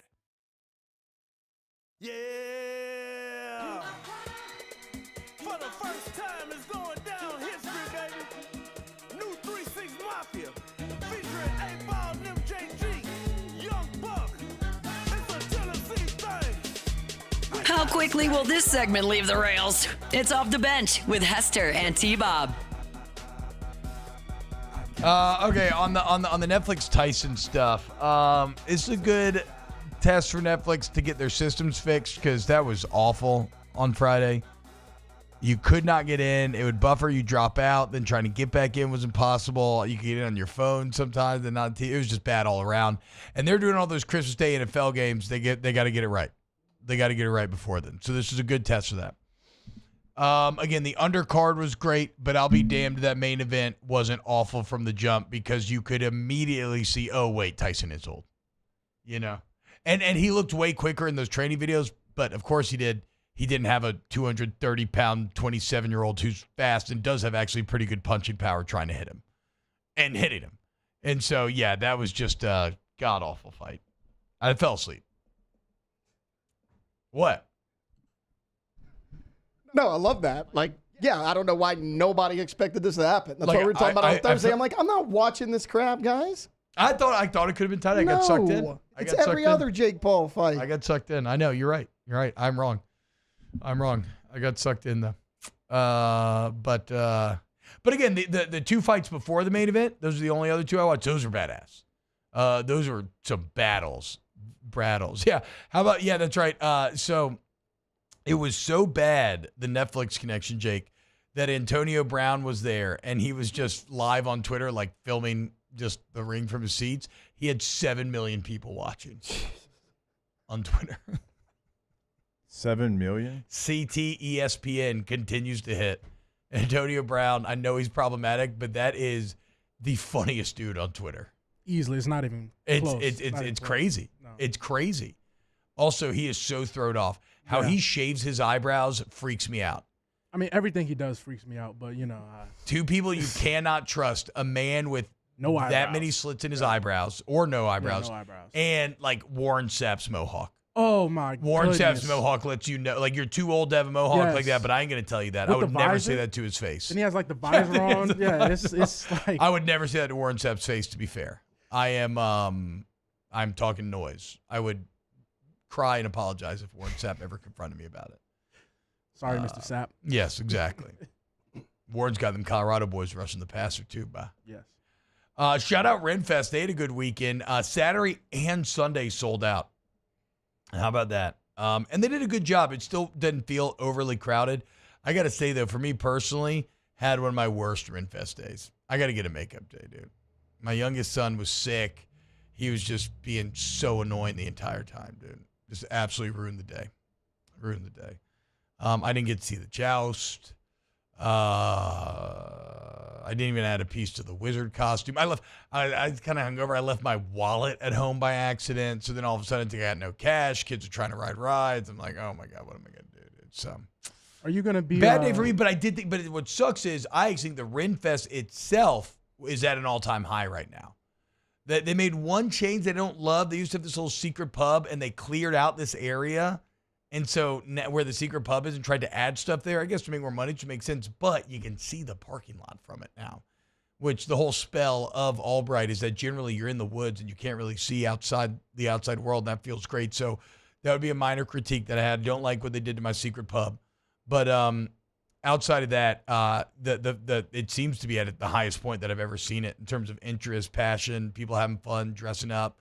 The drinks are still really good. And y'all ever heard of Jacques the Whipper? Of course. He's this guy that has like over a million and a half subs on YouTube, ton on TikTok, whatever.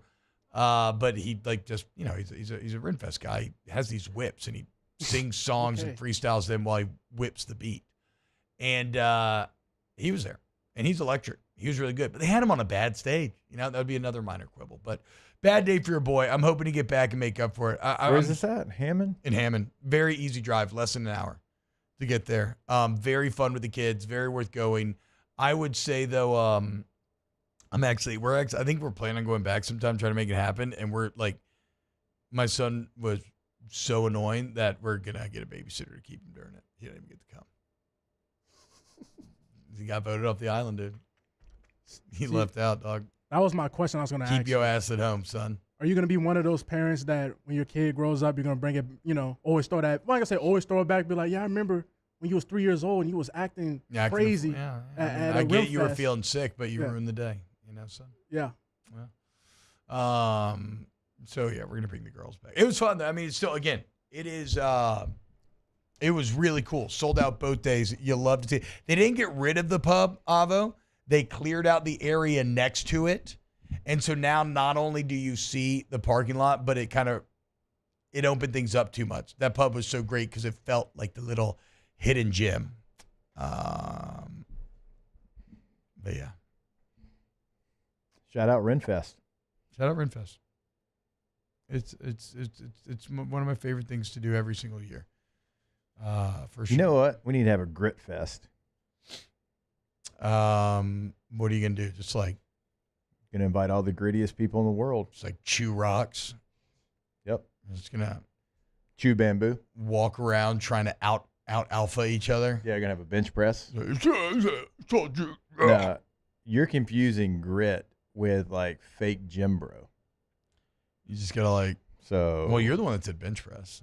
Yeah. I feel like a grit fest would more be like actual bench press, like Mike Allstott and Lorenzo Neal have a contest who can do 225 the most. Still? Yeah. We're having a big cat drill too.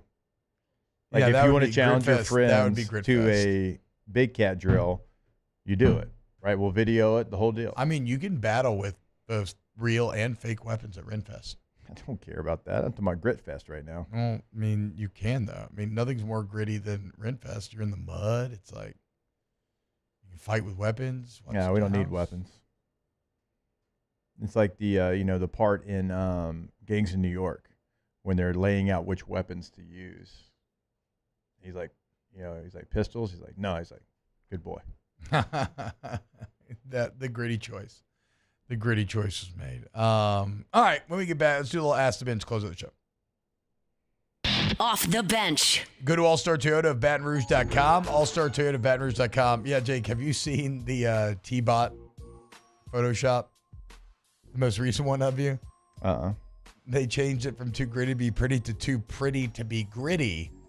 And they put you on, it's not Vanna White, but whoever the Vanna White of Price is Right is. You can look kind of hot too, dude, to be honest. Not going to lie.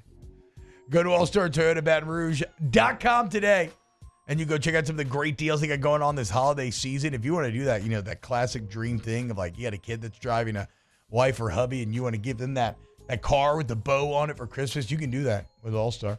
Or maybe you're just unfortunately you need a new vehicle and you're like kind of stressed about it. Well, guess what? Whether it's Toyota certified used vehicle, brand new, you need to rent, whatever, All-Star has your answer for any price point, and any style or type of car that you want.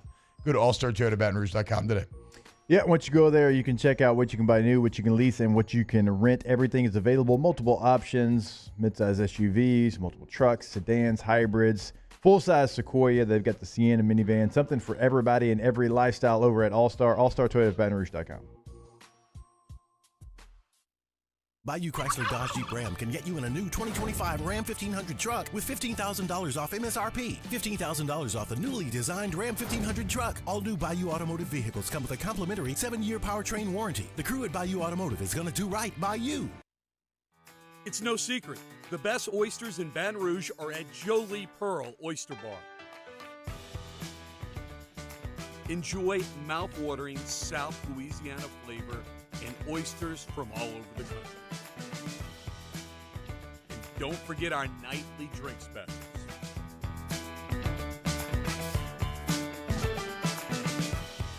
Jolie Pearl Oyster Bar, located in downtown Baton Rouge. At Atmos Energy, our Smart Choice solutions help customers save energy and emissions with rebates up to $500 off high-efficiency natural gas appliances, smart thermostats, and weatherization upgrades. Together, we're fueling our energy future. Hey, it's Matt Moscona. For years, you've heard me tell you about Insurance Network of Louisiana, helping you find better coverage for less money. But it's not just for your home and auto. They also offer commercial property. So, retail stores, professional offices like doctors, dentists, attorneys, clothing boutiques. Insurance Network of Louisiana can find you better coverage for less money. They service the entire state of Louisiana, and they're local. So call today at 293-0450 or lainsurance.net. Jerry and Benny Payne began Central Plumbing Company out of their driveway in Tanglewood Subdivision. 50 years later and 4 generations down the road, we continue to serve Baton Rouge and the surrounding areas for all of their plumbing needs. Residential, commercial, industrial, or hospitality, Central Plumbing is here 24/7, 365. We want to thank our customers, family, and friends for 50 years of success. And looking forward to 50 more. I've been doing business with Luba for 25 years. They're dependable, trustworthy. It's just the attention to detail with our clients. Our folks have years and years of experience. They're highly trained professionals, but many companies have that asset. What I'd like to think makes Luba a bit different is that we use those talents in a way that truly is dedicated to serving the needs of the folks who depend on us. Dylan Cruz here to tell you about Six Rings Baseball and Softball Camp. If you live on the North Shore and play ball, go to Six Rings Camps with former LSU assistant coach Dan Canaveri. His knowledge is second to none, and your child will improve and have fun doing it. Camps were held at Coquille Park and Six Rings Academy in Covington with 4 sessions over the summer. Full day and morning only sessions are available from ages 7 to 13. Go to sixringsbaseball.com or call. Big pimpin', baby. Pimpin', spinning cheese. Talk to him. Bumpy, Pimp C, Jigga Man.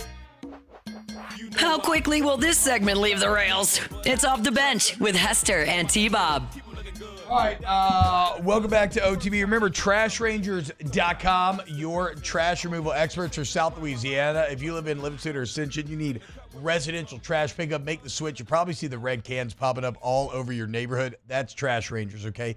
If you are a business owner, we have front-load dumpsters. You can empty 1, 2, 3, 4, 5, even 6 days a week. You need a giant roll-off dumpster for a big project, 15, 20, 30 yards. We can work with you. Find your answers. TrashRangers.com. TrashRangers.com. They're local, community involved. They give a damn. It's just the best option, okay? Go Trash Rangers. Love being partnered with them. We're going to audible. So today, instead of Ask the Bench, we are going to do Tay-Tay's NFL Story of the Day, brought to you by Cole Kerslight. Vizzy Hard Seltzer, and Blue Moon Light Sky Citrus Sweet, because for once, we have a Tay-Tay NFL Story of the Day that is actually interesting. Hit it. It's time for Tay-Tay's NFL Story of the Day. Your daily dose of NFL news from Taylor Sharp. Yeah, so guys, this one had to be done today because it is November 18th. That would be the anniversary of the horrific leg injury to Alex Smith, but also the anniversary of the leg injury to Joe Theismann. Oh, that's weird. So that happened on the same day. I know what you're thinking. Like, that's weird. It happened on the same day. Guys, it's not even the tip of the iceberg. So I'm going to pull up the graphic here while I read it. Joe Theismann and Alex Smith, broken right tibia and fibula, both on November 18th, both for the Washington Redskins, both in Washington, D.C. Here's where it gets even weirder. Both injuries occurred on the 39-yard line. The final score in both of those games, 23-21. Alex Smith was sacked by three-time Defensive Player of the Year, J.J. Watt. Joe Theismann was sacked by three-time Defensive Player of the Year, Lawrence Taylor. Joe Theismann was sacked because his Pro Bowl left tackle, Joe Jacoby, was on the sidelines due to an injury. Alex Smith, his Pro Bowl left tackle, Trent Williams, was off the field due to an injury. That's one of the craziest double injuries in NFL history. That is that stuff when you see it, they're like, okay, we do live in a simulation. Yep. That is glitch in the Matrix level stuff there out of Tay-Tay here. As yeah, man, that's like, huh? That's just wild. I don't have anything to add. I'm proud of you. That was a good segment. Now, of course, it's centered around the most gruesome and depressing injuries that, some of the most that we've ever seen in football, but still. His leg didn't come back. That thing is nasty as hell. I know. Have you seen it? Yeah. I mean, sheesh. It looks like it's vacuum sealed. It does look like it's vacuum sealed. Somebody made it. He showed it the other day because he's on like one of the NFL countdown shows. They made his giant leg brace into like the shape of a trophy. It's like on a stand and everything. That could be the too gritty to be pretty trophy. Yeah, there you go. Jake would probably want like a neck roll, if I had to guess. Is that what it would be? Yeah, probably. Ask the Bench, brought to you by Cold Crew Light Video. I need to get a neck roll tattoo. How do I not have that already? You won't, dude. I won't? You won't. Bet. Do it. Bet. Do it. Will we lose to Clemson the next 2 seasons? I don't know, probably. It is the opening game. So. When we call a spade on Garrett Nussmeier, kind of tired of the excuses. O-line isn't that good. Then weapons, blah blah blah. No, I think Garrett. Look, I think Nuss is culpable, absolutely, in his step back. Right, you have to be more willing to step up, even though I understand why he's a bit distrusting of it right now. But you have to be willing to. And also, like, he just clearly doesn't trust himself, and so some of those anticipatory over the middle throws that he was hitting earlier in the year, he's just scared. He's scared to pull the trigger right now. God, Doring's having too good of a time right now on the SEC network. Look at that, dude. Look at that, dude. All right. We love you guys. We'll see you tomorrow for a brand new OTB. Have a great day. Listen to Snaps. Off the bench. Listen to Snaps. Yeah. What? Yeah. What? You can also listen off campus. No, Y'all are fine. You're national, like, seriously well paid. It's like, just out of nowhere. Listen to Snaps. Google Snap CFB. Sub to the channel. Go to Accutemp of Baton Rouge. AccutempBR.com. AccutempBR.com. Take control of your comfort zone today and get service to the highest degree. That's Baton Rouge, New Orleans, anywhere in the listening area. And, again, they walk the walk. It ain't just lip service. And like what Jordan did all morning, just wagging his mouth with nothing behind it, okay? At Accutemp, they stand by what they say. And that's why we can go look at the ratings. Thousands of reviews there to 4.9. You need a whole home generator, you need Accutemp Baton Rouge. Yep, go to the website today, schedule your appointment online, and eventually that heater will have to come on. And while you do the back and forth, make sure you don't shock the system. Make sure your unit is working like it's supposed to. Go to the website today, AccutempBR.com. I've been doing business with Luba for 25 years. They're dependable, trustworthy. It's just the attention to detail with our clients. Our folks have years and years of experience. They're highly trained professionals, but many companies have that asset. What I'd like to think makes Luba a bit different is that we use those talents in a way that truly is dedicated to serving the needs of the folks who depend on us.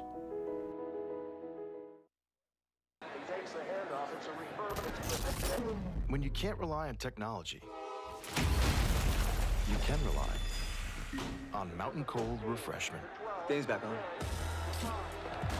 Coors Light. Choose chill.